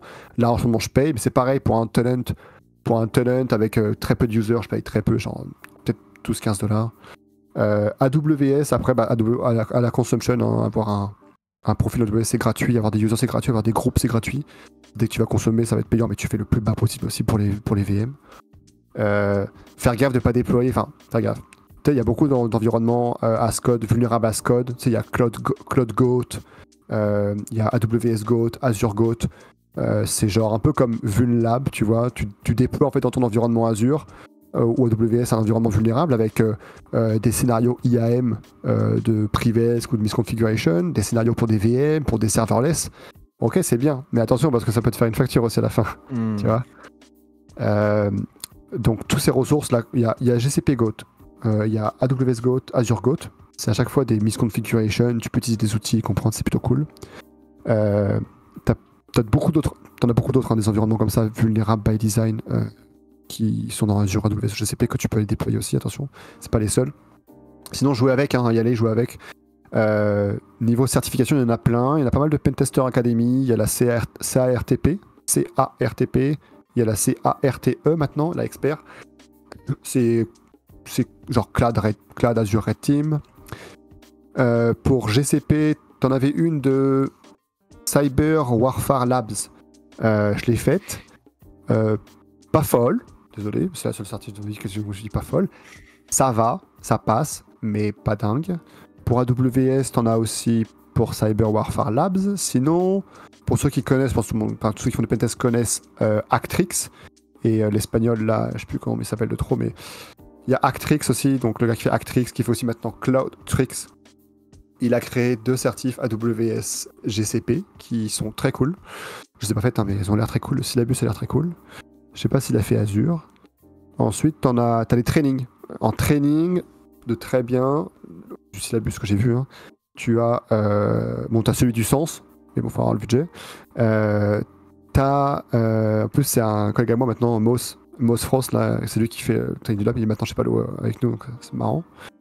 T'as Linalo, son handle, c'est Inversecos. C'est une asiatique qui était avant dans une équipe de Red Team, qui faisait du Red Team dans Azure, qui a un très bon trading donc sur Azure. Elle a vu des vrais cas de APT dans Azure et tout. C'est notamment elle qui a un article sur la pollution des logs justement dans Azure. T'as Synactive, un peu de français, Cocorico. Synactive j'ai vu qu'il faisait un très bon training aussi. C'est assez récent, je crois. Hein. Ça a genre pas très longtemps. Synactive a un blog post qui est très bon sur Azure, si les gens veulent comprendre un peu Azure. Et avoir un peu comme un chemin d'attaque, tu vois, un chemin d'exploitation. Ils ont un très bon aussi blog post à Synactive sur Azure. Et ils ont maintenant un training, il me semble, sur Azure, qui a l'air intéressant aussi, vraiment pas mal. Pareil, pas fait syllabus, j'ai regardé syllabus seulement. Et puis ensuite, t'as tous les NetSpy, machin, qui font aussi des trainings, mais c'est très cher. Et puis voilà, c'est à peu près ça. Je te dirais que t'as aussi, oui, Dirjan Molena, on en a parlé tout à l'heure, il a fait le Tool Road Tools. Il fait un training aussi Azure, qui a l'air très bien. Voilà. Je vous dirais que si vous devez commencer à apprendre, commencez par Azure, ensuite AWS et ensuite GCP. Juste par rapport aux parts de marché, par rapport à vos clients. Ça dépend après où vous êtes dans le monde, tu vois, ça dépend aussi. Mais en tout cas, nous ici, Canada Est, région de Québec, c'est vraiment Azure, AWS et GCP, parfois. Voilà. Je sais pas si c'est réellement un problème ou pas. Tu sais, t'as certains apprentis pentesters qui parfois débarquent sur nos Discord ou quoi et nous disent j'ai vu tel domaine, t'es un peu spécialisé, genre pentest mobile par exemple, on a eu la question il y a pas très longtemps, et ils nous disent est-ce que ça vaut le coup que je me mette à 100% là-dedans, je fais que ça, je deviens un expert et je me fais embaucher pour ça. Alors, dans le cas du pentest mobile, la réponse c'est plutôt fais du pentest web et tu vas y arriver à un moment. Est-ce que le pentest cloud c'est un peu la même histoire, genre fais de l'interne et de l'AD et après tu vas dériver dessus, ou est-ce que tu verrais bien un mec vraiment à fond cloud? Tu vois, ce qui est intéressant, c'est j'ai vu récemment, en fait j'en vois pas, il n'y a pas pour l'instant, tu sais, quand tu regardes un peu les offres, il n'y a pas beaucoup d'offres uniques focus cloud security, à part éventuellement peut-être un peu dans les boîtes aux US, tu vois, genre NetSpy, je sais qu'ils ont des gars consultants qui font que du cloud security. Une fille là chez Mandiant, Shannon, là, avec qui j'ai un petit peu discuté, pareil, elle fait GCP, elle est Red Team GCP, encore plus précis, c'est genre uniquement GCP, tu vois, c'est-à-dire qu'elle a que des clients GCP pour du Red Team. Récemment, j'ai vu, pour ceux qui connaissent, l'entreprise s'appelle Praetorian. C'est une entreprise US. Ils font pas mal de bons blog posts. Ils ont des bonnes ressources. Ils ont des gars qui sont bons et costauds techniquement. Ils avaient récemment ouvert, là, en février, là, genre, je tapais, je regardais, là, un poste de Senior Offensive Security Engineer Cloud Security. Donc, uniquement Cloud Security. Ce qu'il faut savoir, c'est qu'on n'en a pas parlé aujourd'hui, mais tout ce qui va concerner ces genres de postes-là, uniquement Cloud Security, ça va vous demander forcément Azure, WGCP quasiment en requis. Parfois, c'est intéressant si vous avez des connaissances Alibaba, Oracle Cloud. Et très intéressant aussi, ils vont vous demander souvent tout ce qui est environnement conteneurisé. Kubernetes et tout machin, ils vont vous le demander, et parce que souvent, il y a des enjeux de sécurité avec ça. Et il y a des chemins d'attaque aussi extrêmement intéressants sur les environnements kubernétisés, sur les nodes, sur les trucs comme ça. Donc, souvent, ça va venir aussi un peu dans l'offre, quand tu as une offre qui est uniquement orientée cloud security. Je sais pas si en France il y en a qui se spécialisent que là-dedans. Je pense que c'est les gens qui ont fait du pentest, beaucoup, qui continuent à faire du pentest par exemple de l'interne, puis qui sont genre les subject matter experts, les SME un peu dans l'organisation pour faire du cloud pentest quand il y a un cloud pentest qui sort. Voilà. Mais c'était mon cas, par exemple. Genre je faisais principalement de l'interne externe, je faisais plus trop de web app pour un petit peu, quand il y en avait une qui était cool, et puis du Wi-Fi, et puis ensuite je faisais du cloud, dès qu'il y avait du cloud qui sortait. Ça a l'air d'être globalement la direction en France aussi. Hein. Enfin, je suis pas spécialiste sur l'emploi, mais les quelques personnes que j'ai entendu beaucoup parler de cloud security, c'était quand même des gars qui faisaient beaucoup d'internes, quoi.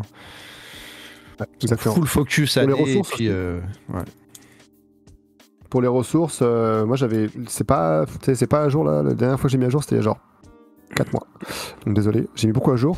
J'avais créé avant même que CloudStrix existe, des trucs comme ça, j'avais créé le Offensive Cloud, le repo, dans lequel j'avais partagé avec Azure, AWS, GCP. Puis à chaque fois, vous avez en fait un peu des command line, des cheat sheets. Bon, j'avais fait quelques trucs d'attaque matrix, des Cypher query pour genre Azure Hound. Et vous avez en fait à chaque fois le Pentest Cloud ressources. Et là-dedans, vous avez un peu les TTP un peu Azure, AWS ou GCP, tu vois. Et j'ai été par étape en fait de l'attaque, hein, donc Recon Discovery, ainsi de suite, avec tous les liens, les différents ressources, les tools, voilà, les explications un peu de à quel moment ça intervient et pourquoi. Ça intéresse certains. Ça n'a pas été mis là, enfin, il y a plein de trucs qui sont pas mis à jour où j'ai juste par exemple noté la ressource, tu vois, en titre, et puis j'ai mis le lien vers le blog post, tu vois. J'ai pas eu le temps de. J'ai été creusé, j'ai regardé le blog post, mais j'ai pas eu le temps d'aller faire les captures, tester dans mon lab et tout. Ah si, attends, avant d'aller sur le tunnel de fin, j'ai une question casse-couille. C'est la question complotiste du talk. Comment on fait pour s'assurer que quand tu fais une mission Red Team comme ça dans le cloud, t'es pas en train d'être un foothold d'une APT externe pour l'entreprise que tu pentestes? En plus, ou d'un vilain gouvernement. Ou d'un gouvernement. Bah, c'est vraiment d'actualité, tu vois. Bah, déjà, c'est un vrai concern. Bon, déjà, tu signes des chartes quand t'es employé, tu fais ce qu'on appelle du ethical hacking, donc il y a la partie ethical qui est très importante et j'insiste encore. Mais c'est sûr que t'as toujours cette partie qui te dit qu'est-ce qui nous assure. Moi, je sais qu'en France, il fut un moment où, je sais plus si c'est toujours le cas, on faisait des procès-verbaux de destruction pour les traces qui sont récupérées pendant le pentest. Je sais plus si c'est toujours le cas, je sais pas si tout le monde le fait, ça dépend des. Je pense que ça dépend des types de tests aussi et de la réglementation et de la conformité auxquelles ils sont appliqués, les tests. Mais d'un côté, c'est un peu aussi, tu sais, tu fais un procès verbal de destruction, tu détruis les preuves, et puis 5 mois après, finalement, ils se décident leur rapport et ils te envoient des courriels et puis tu n'as strictement plus rien. Donc, faut bien être clair avec ton client quand tu détruis qu'il n'y a plus d'autres questions, que tout est clair. Stocker, c'est sur des serveurs qui sont très sécurisés, mais d'un côté, tu gardes la donnée client, donc c'est compliqué. C'est une question qui est compliquée en fin de compte. Hein. Tu as une question de destruction qui est importante et de preuve de destruction au client. Après, comment s'assurer que t'es pas un APT? Bah écoute, c'est toi et ton éthique, toi et le background check qu'a fait l'entreprise, c'est toujours compliqué. Et puis je veux dire, même avec un background check, même avec une entreprise sensibilisée, même avec un background check complet, ça peut être compliqué. Tu sais, aujourd'hui, en plus, c'est marrant parce que t'en parles, parce qu'aujourd'hui, là, Palo Alto, ils ont sorti Palo Alto avec Unis 42. Ils ont sorti le Global Insider Response Report pour 2025. C'est un peu genre les idées, genre qu'est-ce qui se passe, qu'est-ce qui va se passer en 2025, c'est quoi les gros trades ou qui vont arriver. Ce qui est marrant, c'est que dans les Emerging Threats and Trends, le deuxième, c'est Supply Chain et Cloud Attacks, on en a parlé aujourd'hui. Le quatrième, pardon, c'est Rise of Insider Threats. Bon, il mentionne North Korea Insider Threats SP. Et en fait, ce qui est très intéressant là-dedans, c'est que il y a le 23 juillet 2024, l'entreprise KnowBe4, qui est connue pour des solutions quand même proches de la sécurité, ils se sont mangés un insider threat. Ils ont embauché quelqu'un, ils ont envoyé un laptop. J'invite tout le monde à lire l'article, il est extrêmement intéressant. Je l'ai mis en lien dans le chat. Parfait. Ils se sont fait infiltrer en fait par des équipes nord-coréennes, donc étatiques ou APT, enfin on verra, ou les mêmes. Et ils se sont fait infiltrer. Et les gars ont utilisé en fin de compte cette photo là. Cette photo là, c'est une photo qu'ils ont fait avec du deepfake, quoi, tu vois. Ils ont modifié, en fait, ils ont pris une photo sur des banques d'images publiques et ils ont réussi à faire tous les entretiens, à passer des background checks, à récupérer un laptop. Ils ont ce qu'on appelle, c'est comme des farms, des drop farms où en fin de compte le PC est droppé à une adresse aux US, puis il y a un VPN qui est installé, puis ils sortent, puis les gars finalement ils tapent depuis la Corée du Nord. Et ils ont réussi à faire ça, tu vois, donc ils se sont fait choper, finalement ils les ont chopés quasiment, je crois qu'il y a marqué un truc comme quasiment dans l'heure ou les 2 heures où ils ont commencé à se connecter sur le PC. Mais ça montre bien que c'est un vrai risque. C'est un vrai risque. C'est pas que dans les films. Et la photo, c'est la photo qui est faite par IA. Ouais, c'est assez incroyable quand même. C'est ça. Quand tu regardes en dessous, t'as la photo. Vous irez voir, il y a la photo du vrai gars, quoi. Ouais. C'est fou quand même, des parcs entiers de PC de faux employés. La dystopie, ça y est. Mais j'ai déjà fait des Red Team où on avait fait justement des faux CV. J'ai déjà fait aussi des Red Team où là c'était pas du cloud, mais on avait fait des faux CV, on avait fait des fausses. J'avais reach out directement au RH, enfin aux recruteuses. Et puis j'avais aussi reach out aux recruteuses avec mon Gmail, faux tout. Parce que je voulais voir quand elles allaient me répondre, tu sais, s'il y avait des banners genre. Email venant de l'externe, tout comme ça, voir un peu, tu sais, passer par où, l'email gateway, tout comme ça. Donc t'as pas mal d'infos quand ils te répondent. Et puis tu peux potentiellement aussi initier une conversation. J'avais aussi initié des conversations avec elle sur LinkedIn et tout. Donc tu sais, c'est intéressant. Intéressant. Bien. Je connais une personne qui a réussi, c'est pour ça que je me suis permis de faire. Moi ça n'avait pas marché, mais je connais une personne qui a réussi à se faire envoyer un PC. Donc, ça c'est la classe quand même. Après en rapport, en reporting. C'est bien, hein, t'as un compte. T'es bien, t'as un compte, t'as accès au VPN, t'es let's go. Hein. Très bien. Bah écoute, on va rentrer dans la dernière section de cette soirée qui a été fort enrichissante, ma foi. Est-ce que tu pourrais nous raconter ta pire expérience que tu as vécue dans tes années de pentest cloud? Ça peut être un peu ce que tu veux, je t'en prie. Alors cloud, j'en ai pas. Alors si, j'en ai vécu une, pire, pas dingue, c'est... tu sais, on fait le pentest en 3 phases. Depuis l'externe, il n'y a strictement rien. En clair, le gars nous dit qu'il a de la WS. En clair, il a genre... Mais rien, il a genre 2 comptes de stockage. Il a des users de WS. Puis les devs, ils ont pas vraiment démarré le projet. Enfin, t'as rien, je lui dis, super. Et ensuite, je dis, bah donne-moi au moins... Tu sais, on fait la phase 2, donne-moi un compte, user et tout. Je lui explique un peu, c'est le principe, quoi. C'est du assume breach, il faut que je sois comme un développeur ou machin. Ok, d'accord, très bien. Il me donne un compte, je me connecte. Et tu sais, t'es en black box, tu sais pas à quel droit t'as, donc faut que tu les lises, faut que tu. Enfin, t'as beau avoir un compte, tu vois pas. Et on me dit pas le compte il a tel droit. Il me dit tiens, voilà, le compte est créé, ça devrait être comme un développeur. Je dis ok. J'avais 0 droit. 0 droit. C'est-à-dire que tu n'as aucune permission. Aucune. Tu ne peux même pas lister les users, tu peux même pas lister les droits que t'as, tu peux même pas lister dans les groupes dans lesquels t'es, tu ne peux rien faire. Et je dis au gars, et le pire de ça, c'est que. Alors c'était un peu tendu, j'étais sur un autre pentest en même temps. Donc je check un truc comme je me connais, j'utilise les creds genre 2 jours après. Je me dis, ah c'est bon, c'est rapide, il va me falloir genre 2-3 jours, ça va être assez rapide. Et je me connecte, et là, genre 2 jours après, je vois qu'en fait, il a aucun droit. Je me dis, oh là, ça fait 2 jours que j'ai des accès en plus. Donc, il va falloir que je lui dise, au fait, by the way, il n'y a pas de droit. Et non, il n'avait aucun droit. Il m'a dit, bah, je t'ai mis les mêmes droits, j'ai copié le profil de notre développeur. Je dis, bah, j'ai pas dit, bah, il fait quoi ton développeur la journée parce que. Il travaille. Il peut rien faire, il n'y a aucun droit. Donc ça c'était comique, tu vois. Bon, c'était un pentest qui durait pas très longtemps, puis ils avaient vraiment rien à checker.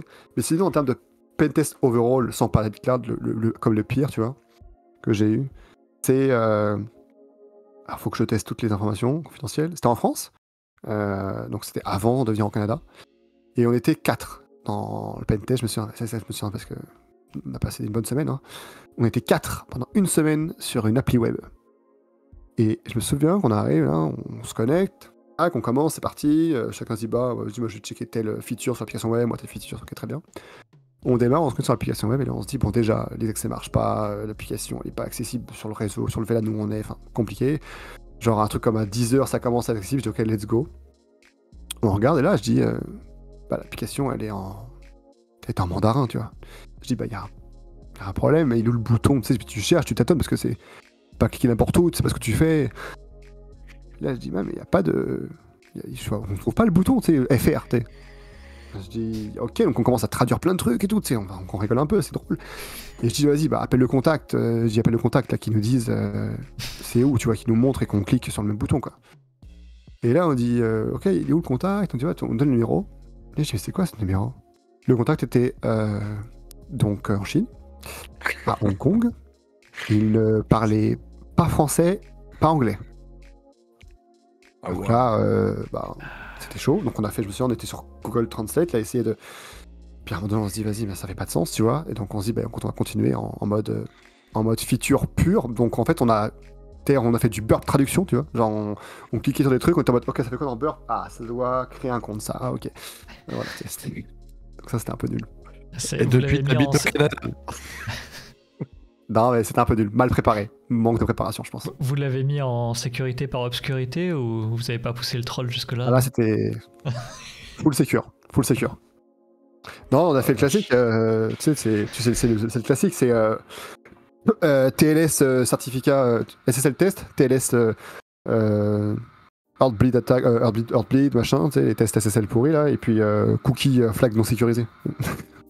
C'est la vache. les findings quand t'as rien, quoi, tu vois. La misère. Les findings quand t'as rien. Et maintenant, Voilà. ta meilleure expérience. Ma meilleure, je crois que c'est sur du Wi-Fi. Et c'était juste avant que je quitte Bell Canada, c'était sur du Wi-Fi. C'était mon dernier pen test, donc j'étais en mode vas-y, free for all, tu vois, let's go.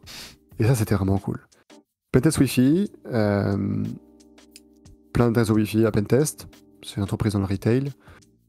Et donc il y a plein de techniques en Wi-Fi pour attaquer. Hein. Là, eux, ils ont du WPA2 Enterprise. Donc c'est-à-dire qu'il te faut, très souvent, il va te falloir un username mot de passe qui est lié à l'Active Directory. En arrière, tu as un serveur AAA, là, donc du Radius souvent, qui est lié avec l'Active Directory, qui fait l'autorisation, l'authentification et tout. Donc, tu as des techniques pour... tu fais un faux serveur, pareil, tu fais un faux Radius, tu fais un faux serveur d'authentification, tu fais un faux access point. Et puis, tu désauthentifications l'utilisateur, espérant qu'il se reconnecte sur ton serveur à toi, en fin de compte, sur ton access point à toi d'abord. Et puis il t'envoie en fait, qui rend ses creds. En général, t'as pas les creds. Tu vas avoir un hash que tu vas les casser après si le mot de passe est faible. Tu peux avoir par contre un mot de passe en clair. Mais pour ça, il faut que tu fasses ce qu'on appelle je crois que c'est GRC downgrade. En fait, il faut que tu downgrades le protocole en fait dans l'autorisation. Donc ça s'appelle GRC downgrade, je crois. Et quand tu fais ton downgrade de ton autorisation, là, il va t'envoyer son mot de passe en fait, mais en clair. Enfin, il ne t'envoie pas en clair réellement, mais c'est un protocole finalement qui fait que tu vas le récupérer en clair à la fin, bref. Donc, il te l'envoie et tu récupères en clair. Donc, tu as accès en clair. C'est plutôt cool. Donc, première étape, il faut que, quand c'est bien fait, le laptop, quand il se connecte sur l'access point et qu'il authentifie le serveur Radius, il faut que le serveur Radius, enfin, que le serveur d'autorisation, il soit, genre qu'il y ait un certificat soit valable, qu'il soit trusté. Il faut qu'il y ait un certificat souvent aussi sur le poste qui se déploie pour être sûr que le poste se connecte uniquement un poste peut se connecter avec le bon certificat, et ainsi de suite. Enfin, tu sais, qu'il y ait une bonne authentification mutuelle avec des certificats et pas juste des usernames mot de passe. Là, c'était juste username mot de passe. On me dit, bon, déjà, c'est pas top. Donc, je vais essayer de downgrade pour voir. Le problème, c'est quand tu downgrades, tu mets de côté tous les Android et les Windows. Parce que eux n'acceptent pas, justement, ce type de protocole. Par contre, les iPhones, avec un iPhone, tu peux te connecter sur un access point qui fait ce genre de downgrade de sécurité. Et en clair, tu peux avec un iPhone te connecter avec username mot de passe et envoyer ton mot de passe en clair à l'attaquant. Et là, je te jure, donc là, je vois beaucoup d'associations. Donc c'est ta association puis authentification dans le protocole, dans le 802.11. Donc je vois beaucoup d'associations, de devices associés avec moi, donc ça marche, mes authentiques marchent, les gars ils viennent se connecter sur un access point, mais à la fin ils finissent pas l'authentification. Parce que justement, ils ont sûrement des Windows, et que Windows dit non, fuck, moi je touche pas à ça, c'est de la merde, ça pue, tu vas pas envoyer un hash, là tu vas envoyer, déjà envoyer un hash pas ouf, mais tu vas pas envoyer un hash, en plus là tu vas envoyer en clair. Et là d'un coup j'ai un creds qui passe, je dis waouh. Donc là le gars s'est associé, et il s'est connecté. Et ce qui est fou, c'est que il s'est connecté une fois. Je voyais tout le temps c'est les mêmes Windows avec les mêmes Mac, tu vois les Mac qui arrivent, je voyais les mêmes Mac qui essayaient, qui arrivaient pas, je dis bon là c'est mort, ça marchera pas. Je comprends pourquoi ça marche pas, en plus je suis en mode il me faut autre chose qu'un Windows, mais je me dis il y a peu de chances que quelqu'un qui n'arrive pas sur son Windows à se connecter sur son access point prenne ton iPhone pour se connecter, tu vois. Il y a iPhone puis il y a d'autres devices, bon bref. Et là en fait il se connecte et je vois le mot de passe, je dis waouh, le mot de passe genre vénère, genre 30 caractères, majuscules, minuscules, point d'exclamation, chiffre. En clair, si j'avais eu le hash de ce compte-là, je l'aurais jamais cassé. Là, je me dis, waouh, ok. Mais là, je me dis, waouh, ok aussi. Pourquoi il a un mot de passe aussi long? C'est un utilisateur classique. Tu vois. Et en fait, c'était un mec du support IT qui avait beaucoup de droits. Et donc, le mec se connecte, tu vois. Donc, je récupère ses creds. Et une fois que je récupère ses creds, je me connecte donc aussi à mon tour, mais pas sur mon access point à moi, sur l'access point légitime corporate. Donc j'ai accès au réseau en fait d'entreprise. T'as accès, comme si t'étais sur un LAN, c'est comme sur le LAN, tu vois. Sauf que là, je suis avec un compte du support. Bref, je lance un exec rapide, juste pour voir où j'ai les droits. Full admin partout. Je suis domaine admin. Je dis ok, ça pue. Donc là, là je me dis ça pue de fou, tu vois. Et après, je me dis mais attends, il est full, il doit être domaine admin. Enfin, il doit être dans des groupes, je crois vite fait. Bref, il était dans des groupes de domaine admin. Enfin, tu sais, c'est genre groupe intègre, enfin multi-groupe membership là. Je dis ok, ça c'est chaud. Et après, je me dis mais attends, et sur Azure, ça donne quoi? Et vu que je suis en interne sur le réseau, est-ce qu'il y a du MFA? Le truc dont je vous parlais tout à l'heure. Et le gars, pareil, pas de MFA, puisque je suis en interne. Je me dis, parce que je suis en interne, il n'y a pas de MFA. Je me connecte sur mon cellulaire, tac. Je me dis depuis l'externe, ça passe pas normalement. Eh bah si. Le gars du support, domaine admin, pas de MFA. Je me connecte depuis mon... Non, c'est pas depuis le guest. Pareil, ça passe, tu vois. Je dis, ouais, c'est chaud. C'est-à-dire qu'en fait, depuis n'importe où, en fait, le gars passe sans MFA. Et là, j'avais accès à tout, en fait, tout le Azure Portal en plus. J'étais domaine admin, j'avais accès à tout le Azure Portal, donc tout Azure, en global admin. Et j'avais accès à toutes les applications, parce qu'il y avait du SSO, donc j'arrivais sur l'application, j'avais accès à tout. Ça depuis un pentest Wi-Fi, tu vois, genre de 2 jours, tu vois, donc les résultats étaient bons, tu vois. Genre le scénario à expliquer d'attaque complet était assez cool, tu vois. C'est chaud cool. Ça quand même, c'est-à-dire que tu pars d'un Evil Twin et tu finis DA en 10 minutes, plus l'Azure, plus... Quel enfer. Donc l'idée c'est que tu te dis, il y a un gars qui est sur le parking qui prend sa boîte de Pringles pour faire une antenne un peu longue là, et puis voilà. Ouais. Faut coincer les gens qui sont sur le parking. Hop. Espérons que les remédiations aient été appliquées, espérons. Mais oui, toujours se méfier des gens dans une voiture sur un parking qui mangent des Pringles, toujours. L'iPhone qui fait couler la boîte, ouais, clairement. C'est vraiment ça. Exactement. Mais en plus, c'est ça qui est fou, c'est que tu te dis, en plus, le gars, du coup, parce que tu vois, s'ils avaient eu un certificat sur les postes clients sur son laptop, il aurait eu besoin en fait de son certificat pour s'authentifier, pour être authentifié en tant que... C'est le laptop qui a le droit en fait de s'authentifier sur le réseau Wi-Fi Corporate. Et vu qu'ils n'avaient pas ce certificat, cette double authentification des certificats avec le radius et les laptops, en fait, ils pouvaient utiliser n'importe quel device pour se connecter. Parce que c'était un gros enjeu. Sinon, il aurait dû importer son certificat, l'exporter, l'importer sur son iPhone. Enfin, tu sais, il n'aurait pas fait. Ouais. Clairement.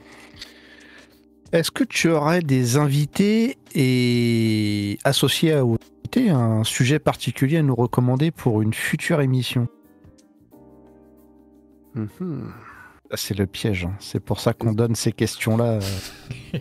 C'est toujours compliqué. C'est intéressant de faire un truc, tu sais, sur... Non, mais tu sais, genre... Je vais vous donner un français, c'est Cocorico, mais tu sais, genre... Vous connaissez sûrement peut-être Damien Coquille. Je le connais pas personnellement, attention. Oui, moi non plus, pas personnellement, mais oui. Conférences, tu vois. Mais tu sais, il a fait beaucoup de conférences sur tout ce qui est radio, ondes radio, SDR et tout. Je trouve que c'est vachement intéressant. De mémoire, de souvenir, il est très costaud sur le sujet. Il est très costaud de manière générale sur le sujet, enfin sur la sécurité offensive. C'est un très bon ingénieur, donc je me disais, ça peut être intéressant, c'est du radio, du SDR, tu vois, c'est... Je sais pas. Ça 100%, sympa, ouais. Ou, tu sais, on a parlé aussi des GitHub Action, tu sais, de tout ce qui est un peu CI/CD pipeline, GitHub et tout. Ce serait intéressant d'avoir un sujet aussi, tu sais, genre attaque de pipeline CI/CD, genre Azure DevOps, ensuite GitHub, tu vas sur GitHub, qu'est-ce que tu peux faire et tout machin, tous les trucs comme ça. Et quels sont les impacts. Là, tu sais, les gars Inactive, ils avaient fait des blog posts. Ça se trouve, un des gars serait intéressé pour parler. Je sais pas, pareil, je connais pas personnellement, mais leur blog post était super intéressant. Alors, petite tradition, avant de terminer, est-ce que tu aurais des conseils pour les nouvelles générations de la cyber qui ont regardé l'émission? Maximum 3 conseils, sinon on va encore partir pour 3 quarts d'heure. T'inquiète, j'en ai 2, mais avec beaucoup de virgules à chaque fois. Donc, ah yes, ça marche. en plus, c'est vrai. Non, mais ça va. Non, franchement, on en a déjà parlé tout à l'heure, mais je pense que tout le monde est d'accord avec ça. Je pense que c'est apprenez les bases. Réseau, système, dev. Le cloud, c'est quoi? C'est du réseau, du système, du dev. C'est tout. C'est vraiment tout. Bon, l'IAM, on le met à part, mais bon, bref. C'est vraiment ça. Les bases, réseau, système, dev. Comprendre. Et puis, comprendre les enjeux business, métier des organisations, c'est important, je pense, quand tu les attaques aussi. C'est important parce que, tu sais, parfois, les applications web, l'important, c'est pas l'ingestion SQL. Mais c'est le risque métier, un risque logique à la con, faire un virement négatif, tu sais, enfin on pense souvent à cet exemple-là, mais faire un virement négatif sur une application bancaire, enfin, excuse-moi, c'est critique. Dumper la base de données, avoir les numéros de code postés, les numéros de téléphone et les codes postaux, je pense que ils vont te dire ça, c'est pas du tout critique par rapport à le virement négatif. Donc parfois, se focus aussi sur les bugs d'origine logique, métier, tu vois. C'est aussi très intéressant, et les risques métiers qu'ont prendre les organisations, c'est très intéressant, justement. Je pense que tu es un meilleur conseiller, tu es un meilleur consultant, un meilleur conseiller quand tu comprends bien l'entreprise, tu comprends bien c'est quoi ses enjeux, et qu'est-ce qui peut lui faire vraiment, vraiment mal, justement. Ça te permet d'avoir des scénarios d'attaque, justement, des scénarios d'exploitation qui sont super intéressants à proposer. Puis le deuxième point, c'est de ne pas se focus trop sur... c'est compliqué parce que moi je suis un très mauvais exemple. Ne pas se focus trop sur les certifs. Alors je suis le pire d'exemple. Genre j'ai toujours une to-do de certif qui est gigantesque. Mais je pense que ce qui est important, c'est la pratique avant tout. Donc que ce soit avec une certif ou pas, hein, peu importe, mais c'est la pratique avant tout, c'est comprendre, essayer d'apprendre un petit peu les bases et essayer de toucher, mettre les mains dedans, créer ses labs, faire n'importe quoi, crash son AD et puis le remonter 3 fois. Bon, voilà. Faire un golden ticket et ne pas être en mesure de... Ou non, modifier le mot de passe du compte KRBTGT et tout casser. Voilà, ça faut le faire. Ça faut le faire, c'est essentiel. Non, voilà, attention au cloud, parce que franchement, acheter une carte prépayée, vous mettez 20 € dessus ou 50 €, vous limitez les dégâts. Et vous envoyez la facture peut-être quand même, hein, attention, mais ne lancez pas des VM à je sais pas combien, quoi. Ça c'est important. Et non, c'est ça. Ne pas se focus trop sur le certif. Le hands-on c'est important, et puis apprenez les bases. Dans la caméra, le stream passe offline. Demain, nouvelle interview d'un tueur en prime. Live, la session se ferme, mais nos blablas sont gravés en ligne. Akba continue dans la super, toujours sur le ring.